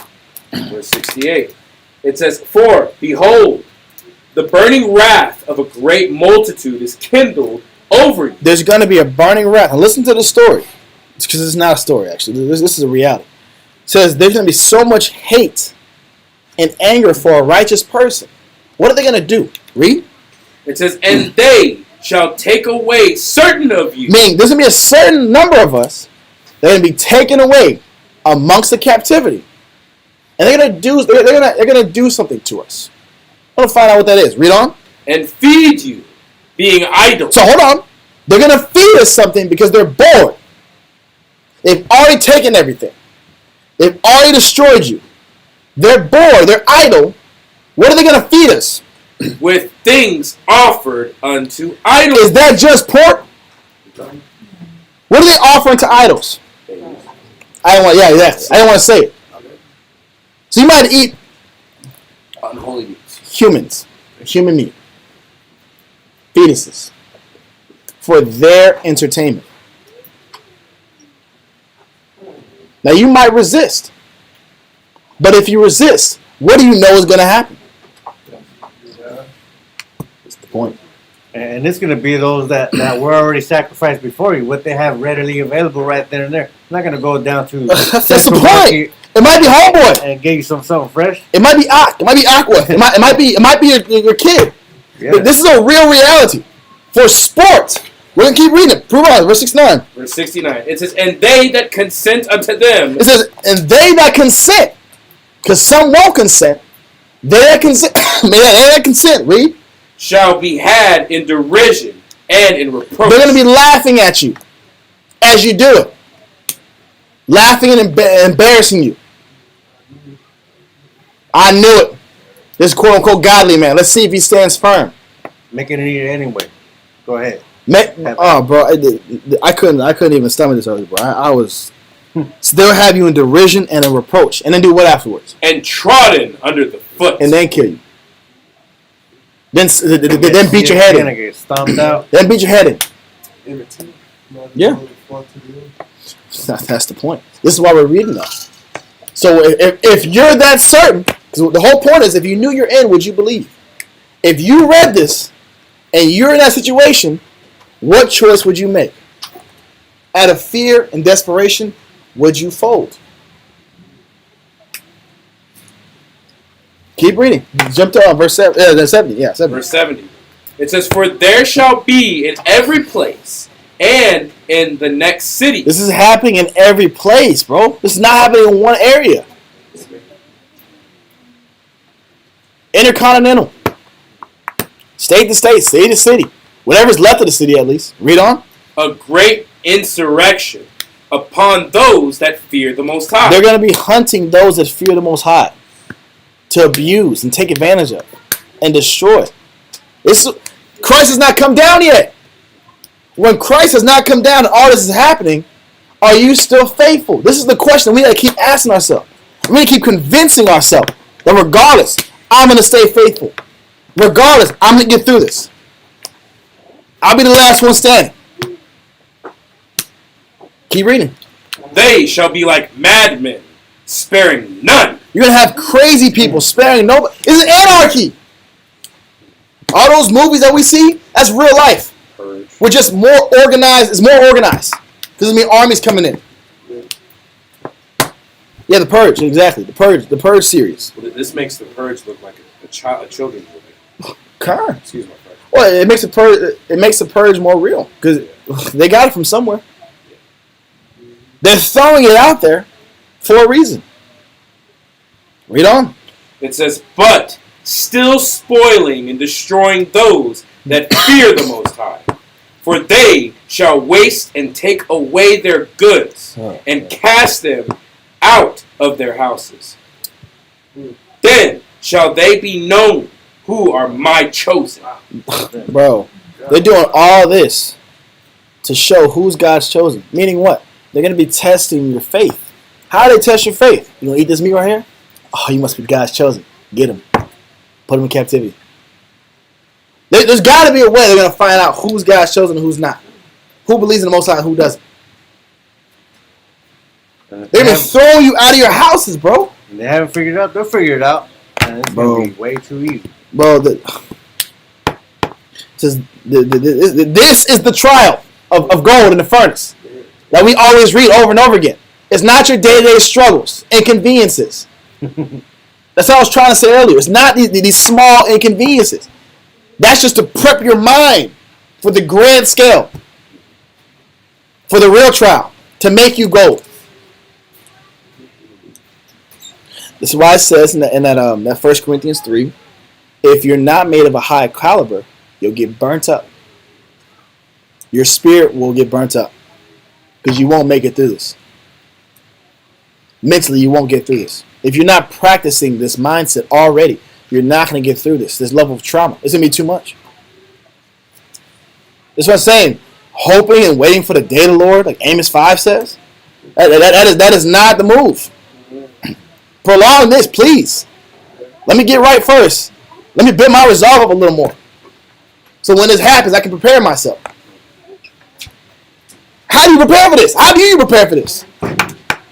By mastering the small battles every single day. The small inconveniences. The small struggles. It says, be tried as gold. They didn't say be tried as stones. Nah, they didn't say be tried as silver. They said tried as gold. Kinda. It's high Works quality, of bro. gold. High quality, bro. Keep reading. And they shall be tried as gold in the fire. Hear, O ye my beloved, saith the Most High. This is not talking about the wicked, bro. This is not talking about the wicked. This is for us. This is our message. Read on. Behold, the days of trouble are at hand, but I will deliver you from the same. He says, I'm going to deliver you. But what did you have to go through before you got delivered? We weren't completely spared from this destruction. We didn't get to skip this process, this trying process. This is before the wilderness. Yes. That means the righteous is going to die with the 2/3. Give me 1 Peter 4:18. Through 19. Come on. Come on, bro. There's a lot more martyrs than we think. It's not even one guy. It's one guy. Oh, he's a great guy. He did it for the Lord. No, bro. No, bro. It should deliver you from the same, not before. No, bro. Exactly. I'm going to deliver you before all this trial and tribulation comes into your life. Someone else give me 2 Maccabees 7 and verse 1. 1 Peter 4 verse 18. And if the righteous scarcely be saved. Just the right.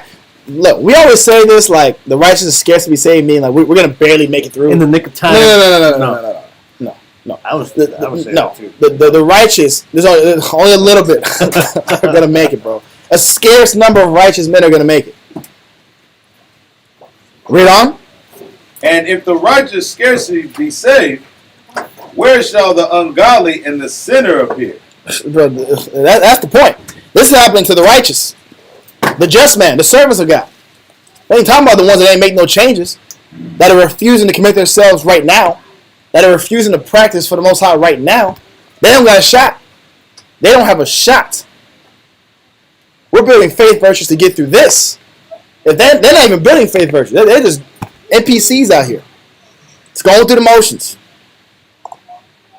Any time to go through the motions. Let that go. Give me 1 Maccabees. Oh, no, 2 Maccabees 7. 2 Maccabees chapter 7. Just to give a little more clarity, this already happened before. Verse 146. This type of insurrection has happened in the past. It's in the Bible. For those that are new, they never heard this story before. This is in the Bible. Read that, verse 1. 2 Maccabees chapter 7, verse 1, page 146. It came to pass also that 7 brethren with their mother were taken and compelled by the king against the law to taste swine's flesh. Just like in the end for us. They're going to take the righteous. And they're going to see how righteous you're going to be. He took, the king and his men took seven sons and 1 mother to make them eat unlawful foods, which is swine, to see if they'd break. to see if their faith would break. Read on.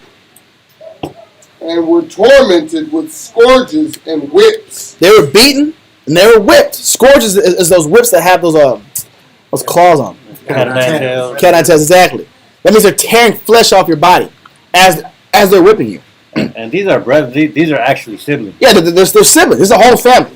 They got their house kicked in, their door kicked in. They were pulled out, probably put in some dungeons, hung up on the wall, and getting beaten. And the mother got to watch all this. Read. Verse 2. But one of them that spake first said thus, What wouldest thou ask or learn of us? Why are you doing this? What is the purpose? What are you trying to learn of us? Read. We are ready to die, rather than to transgress the laws of our fathers. Meaning everything you're doing is already in vain. If you're gonna kill us. Because we're not gonna transgress. All these whips, all this beating is not gonna make me change my stance of not breaking this law. There's one law. I'm not eating it. I'm not about to eat this abominable meat that you're trying to force me to eat for your sport. You can beat me, you can torture me, don't matter. And for those who don't know, swine's flesh is pork. Swine's flesh is pork and it's against the law. We're willing to die over that one law. Some might say it's a small law. Others are willing to die for it. That's how serious it was. Read on. Verse 3. Then the king... Yeah. Verse 2? Yes, verse 3. Well, verse 3. Then the king, being in a rage, commanded pans and cauldrons to be made hot. Bro, come on, bro. So now that the torching is about to turn up. It says he commanded pans and cauldrons to get hot. Read. Which forthwith being heated, he commanded to cut out the tongue of him that spake first, and to cut off the utmost parts of his body. I'm only going through this because this is a real circumstance, and it might happen with us. I don't like reading stuff like this. I don't lie to you. I ain't gonna lie to you. This stuff does not make me feel good at night. But for the sake of living after faith, how far are you willing to go? How far are you willing to lose for this? Look how far someone's willing to lose just for one law. Just to not put some meat that everybody consumes every day. Some pepperoni pizza. You're going to die, get your tongue cut out, and get burned, get your uppermost parts of your bodies cut off because you want to eat some pizza? It sounds foolish, right? Yeah, and there's a lot of single mothers out there. This is one account of a single mother. Well, I don't know if she was single or not. But there's no male, so maybe he might have been dead. He might have been killed already. They probably did that. But regardless, yeah, for mothers, for fathers too. You got to see your kid go through this. What are you going to tell him to do? Don't do it. Well, you raise him to be faithful. So you mad he's going to die faithful? Can't do that. You got to stand firm too. This is how they were raised. They were raised to sit here and live and die by this word. And a lot of mothers can stomach some more gruesome things than men can. When it comes to like hospital stuff that the kids go through. Look, bro. A lot of times it's the women there, going through it with the children and the man in the background. Look, all I'm saying is, bro, this is a very, I don't know anybody can stomach this. Anybody I know today that I met, I don't see anybody stomaching this. This is, for this woman to stomach this, is on a different level of virtue. We're going to keep reading. We're going to show why. Keep reading. God, verse 4. Which forthwith being heated, he commanded to cut out the tongue of him that spake first. Not just the mother, the brothers. I just seen my sibling get his upper body cut off. Cut his tongue off. Now I know for sure I'm dying today. If I didn't know before, I know I'm dying today. What does the second brother say? Read. And to cut off the utmost parts of his body, the rest of his brethren and his mother looking on. Oh my God, bro. Read. Verse 5. Now when he was thus maimed in all his members. Bro, he was maimed. All of his members, arms and legs, were cut off while he was living. That means they were getting sawed off. They were getting sawed off. Oh, bro. And they weren't giving no milk of the poppy. Oh my God, bro! This you have to stomach this and watch it. You're watching your brothers go through this. You're watching your son go through this. All in the name of righteousness.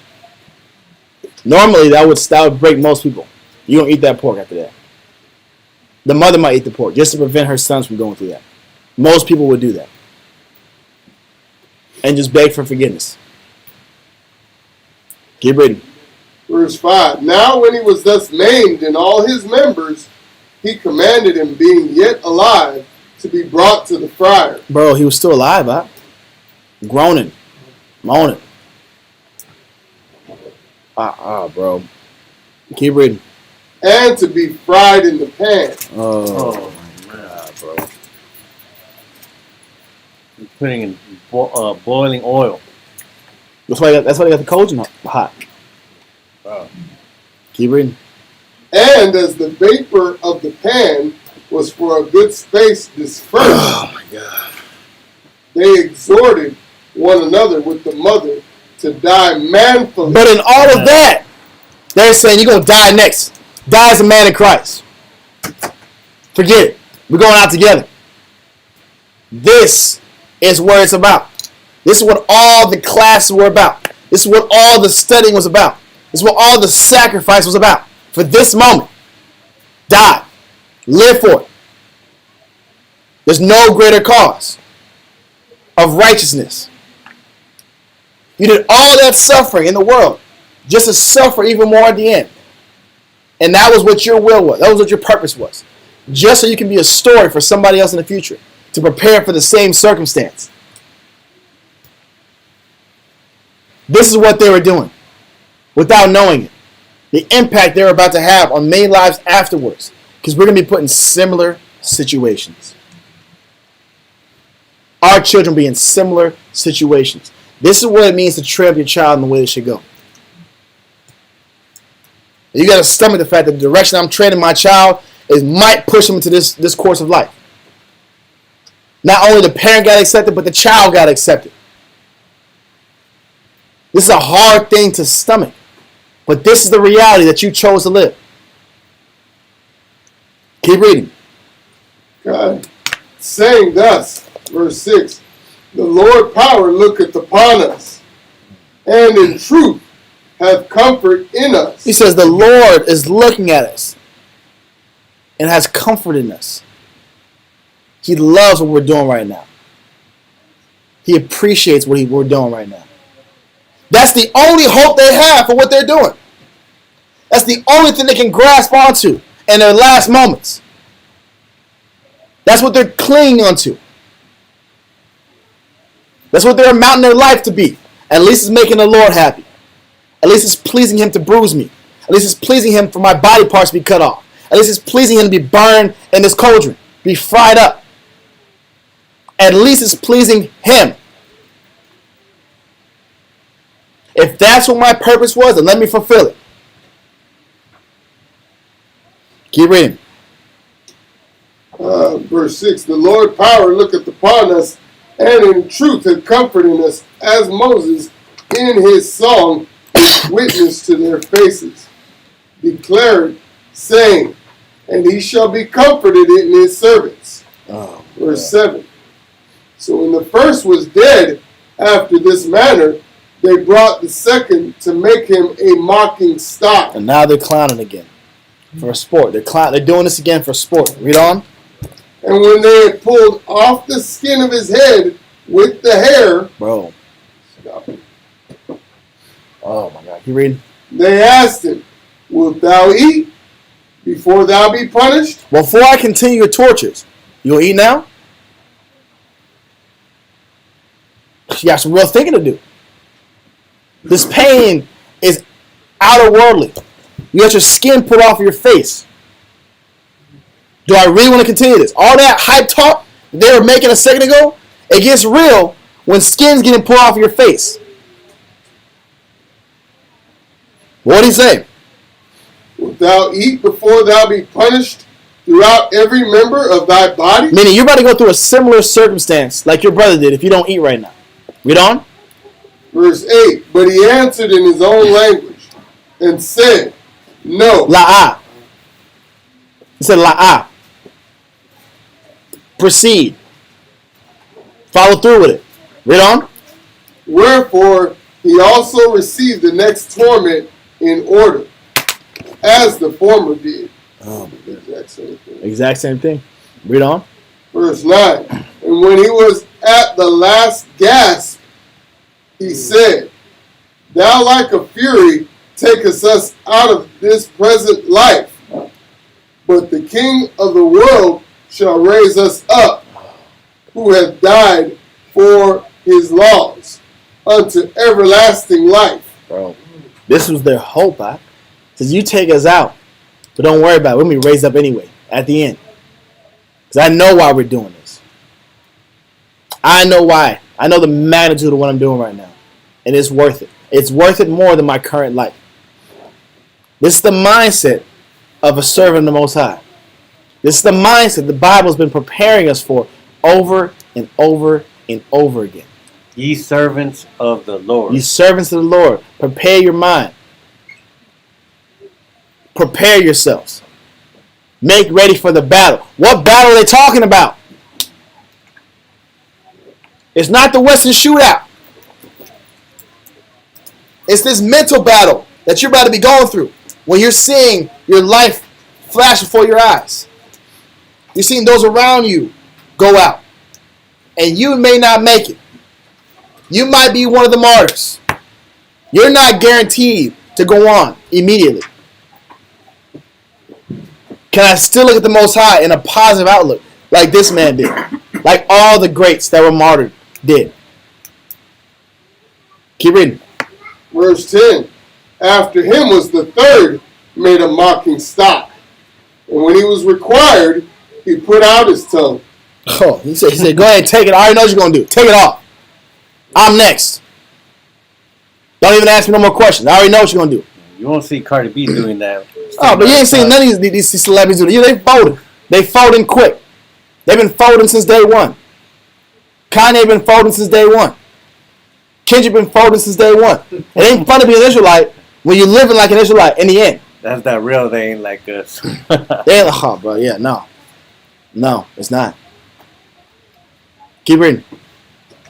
And that right soon, holding forth his hands manfully. Oh, my God. He said, take him. Take him. You want the left or the right? You want both? I'm here. My tongue and my hands is out. My arms is out. Take the fingers too. Whatever you got to do. I'm not changing my stance. You want to know what being manfully in faith is? This is being manfully in faith. This is what it means to have true courage as a man. I'm going to stand my ground regardless of the circumstance. Read on. Verse 11. And said courageously, These I had from heaven. Oh, my gosh. Wow. Okay. And for his laws I despise them. I despise my arms for the laws. And from him I hope to receive them again. Woo! Woo! For Christ, I hope to see him again. Okay, read. Verse 12. Insomuch that the king and they that were with him marveled at the young man's courage. We already read this before. They're going to test your faith. Is the end of the just truly blessed? And when you do make it, and when you do stand firm, then the, you know, I respect that. He was about that. You're already dead. You already have passed through the fire. You've already been burnt up, been boiled. Just to get a pat on the back? Nah, yeah, he was faithful. He was a real one. I don't know about them other guys, but he was real. That's all you get for your sacrifice. So the king marveled at him. He said, man, these guys here are different.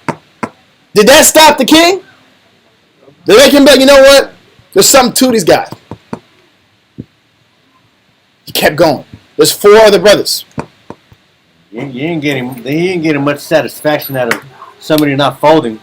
Oh, Next. Okay, now his pride's hurt. Now I'm going to make it a point to get someone to fold here. What you got, my Willa? You got No, I don't want scriptures. No scriptures. No scriptures. No scriptures. Is it a verse? Pretty. It's already 10 o'clock. We gotta get out of here, bro. I got a couple more verses up. Read on. Verse 12. And so much that the king that were with him marveled at the young man's courage, for that he nothing regarded the pains. Oh my gosh. He was stone face out? Hold on, man. He says he nothing regarded the pains?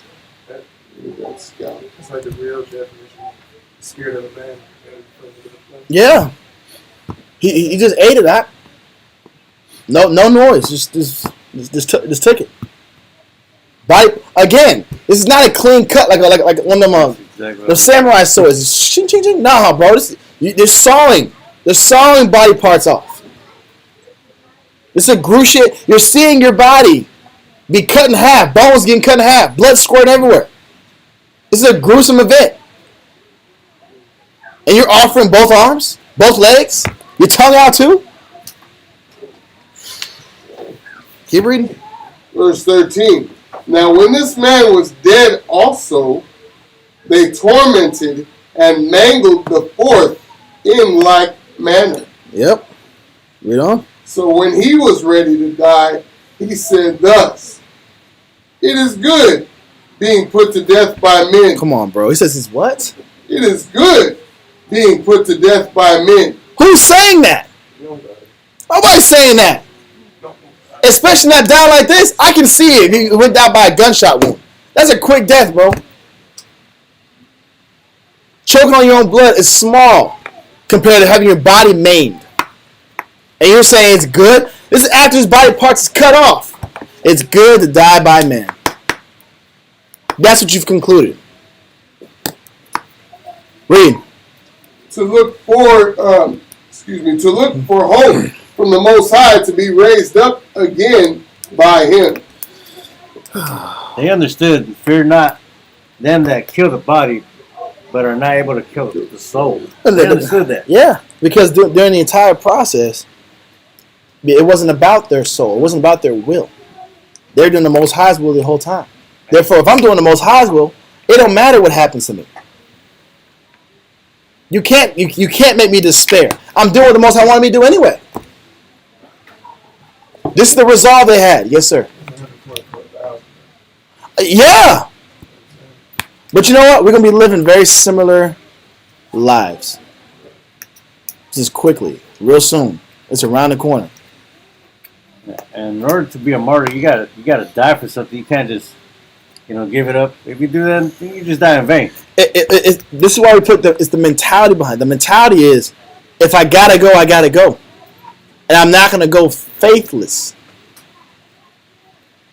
What people don't understand is, people are gonna be dying regardless. If you're gonna die regardless, a lot of people are gonna die in the world. 2/3 of mankind in general will be killed. Not just 2/3 of Israel. 2/3 of mankind is going to die. If I have a high probability, which is about 60-something%, 66% chance of dying, I'd rather die for the Most High. That's how I would look at it. I'd rather go out with a chance of being resurrected than have to deal with them boys in the endless fire. That's how I would look at it. This is what they were looking at. Like, I'd rather die by y'all. But they'll be dealt by the Most High. Read on. We're in middle of 14. As for thee, thou shalt have no resurrection to life. He said, y'all ain't going to make it. Y'all ain't going to come back. I ain't worried about you. Your life is short. Mine's going to be forever. That's my hope, my comfort. Read. Verse 15.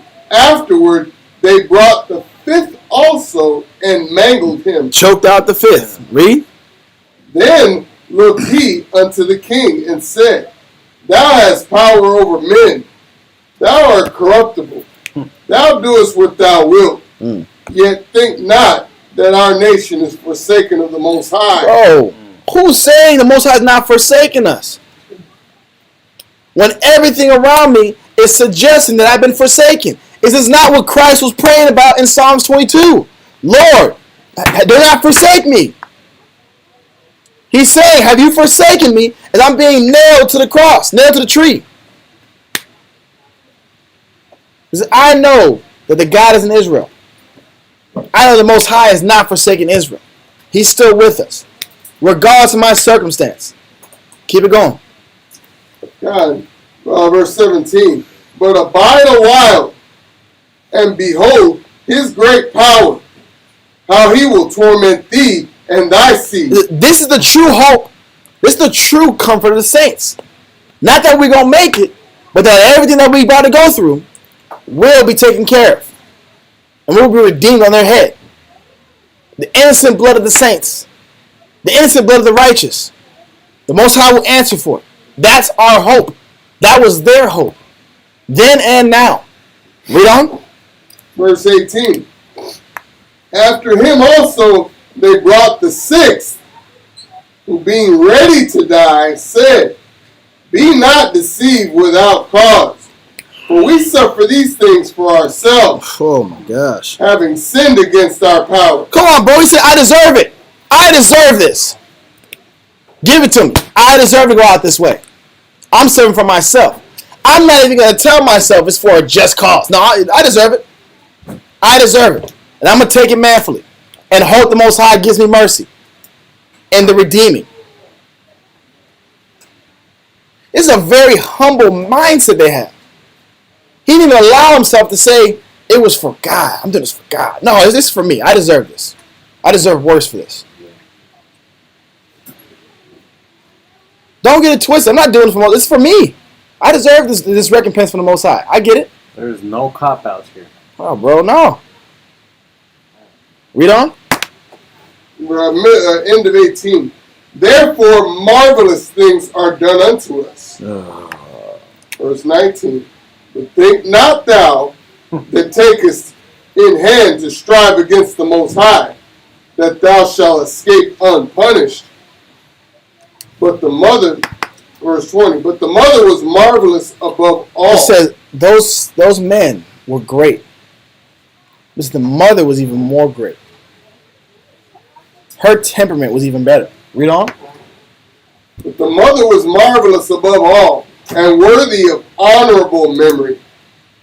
For when she saw her 7 sons slain within the space of one day, all of her children that she bare for nine and something months each, that she raised up, that she developed, that she put time and spirit into, that she sacrificed, she lost sleep for, that she cleaned messes for.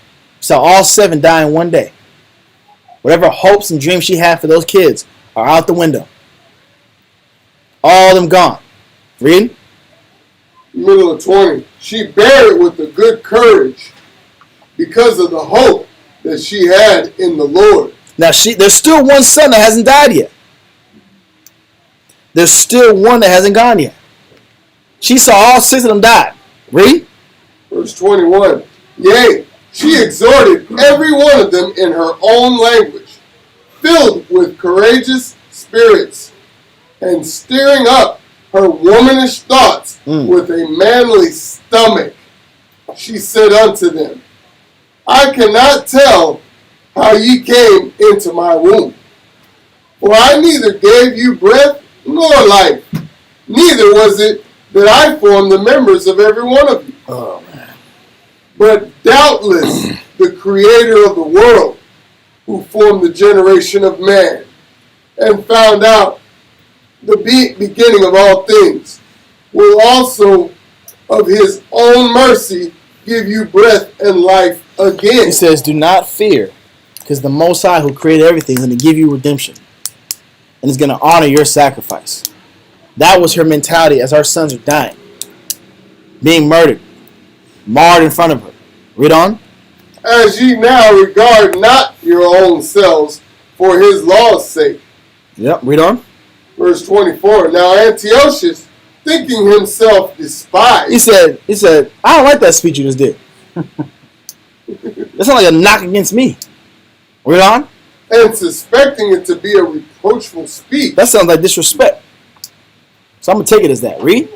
Whilst the youngest was yet alive, did not only exhort him by words, but also assured him with oaths that he would make him both a rich and a happy man. Because he realized, I got 6 kids already murdered, and they didn't break. From the eldest down to the youngest. So my pride is hurt. You're about to tell me I can't make man do what I want them to do? I'm the king. No one tells me no. Nobody avoids my law. So this time, I took a different approach. I'm going to give you everything you want. I'll make you a prince amongst men. Read on. If he would turn from the laws of his fathers. Just break this one law. Eat this one slice. That's all I want you to do. And you'll have the world. You'll be a king amongst kings. It might even make you top dog.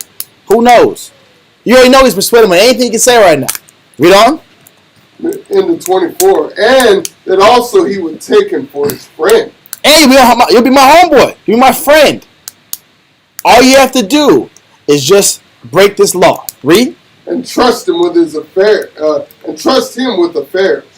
Verse 25. But when the young man would in no case hearken unto him, the king called his mother and exhorted her that she would counsel the young man to save his life. Oh my goodness. Read on. And when he had exhorted her with many words, she promised him that she would counsel her son. He said, come on, bro. He said, you know what? I'll counsel him. I'll talk to him. I got you, king. I got you. What'd she say? 27. But she, bowing herself towards him, laughing the cruel tyrant to scorn, Bro. spake in her country language on this manner.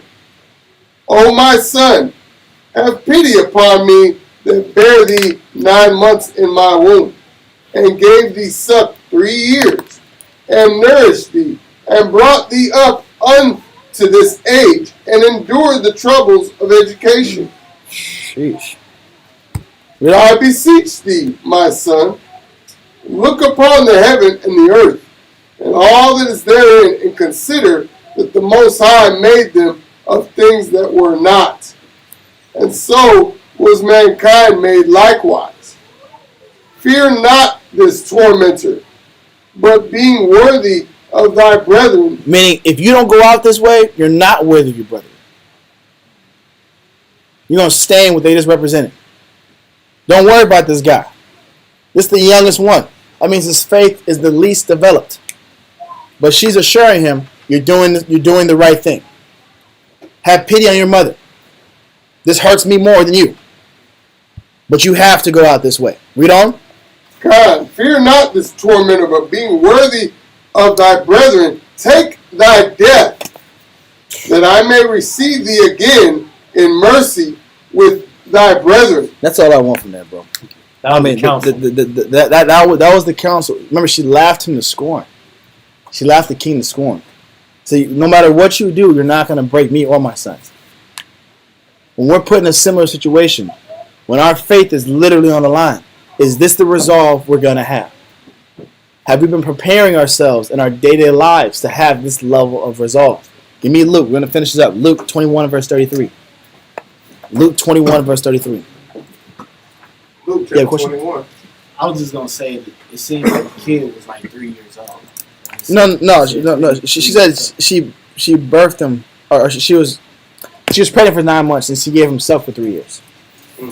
Like back in the day, you were supposed to have your child on breast milk for around that time period, not like 6 months.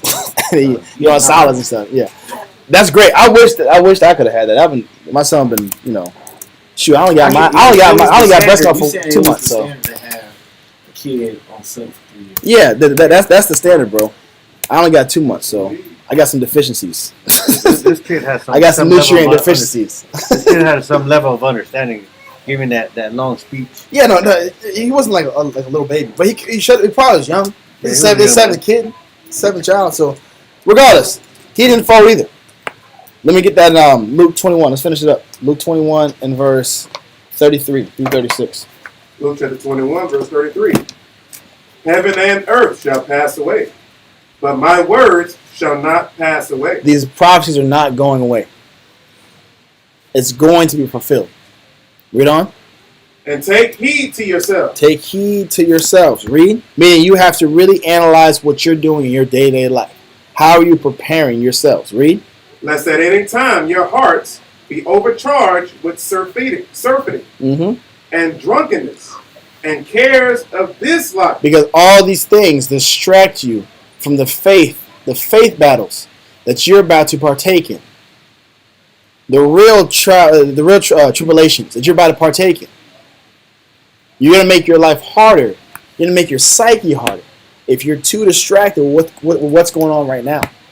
And you overlook what's about to happen. Read on. And cares of this life, and so that they come upon you unawares. Because it's about to come upon a lot of people unawares. They're going to have no time to prepare for this. At least we have the opportunity to prepare. Most people do not. Read on. Verse 35. For as a snare shall it come on all them that dwell on the face of the whole earth. Watch ye therefore, and pray always. Watch for the signs, and always pray. Do not cease to pray. Pray for forgiveness, and pray that you don't fall into temptation.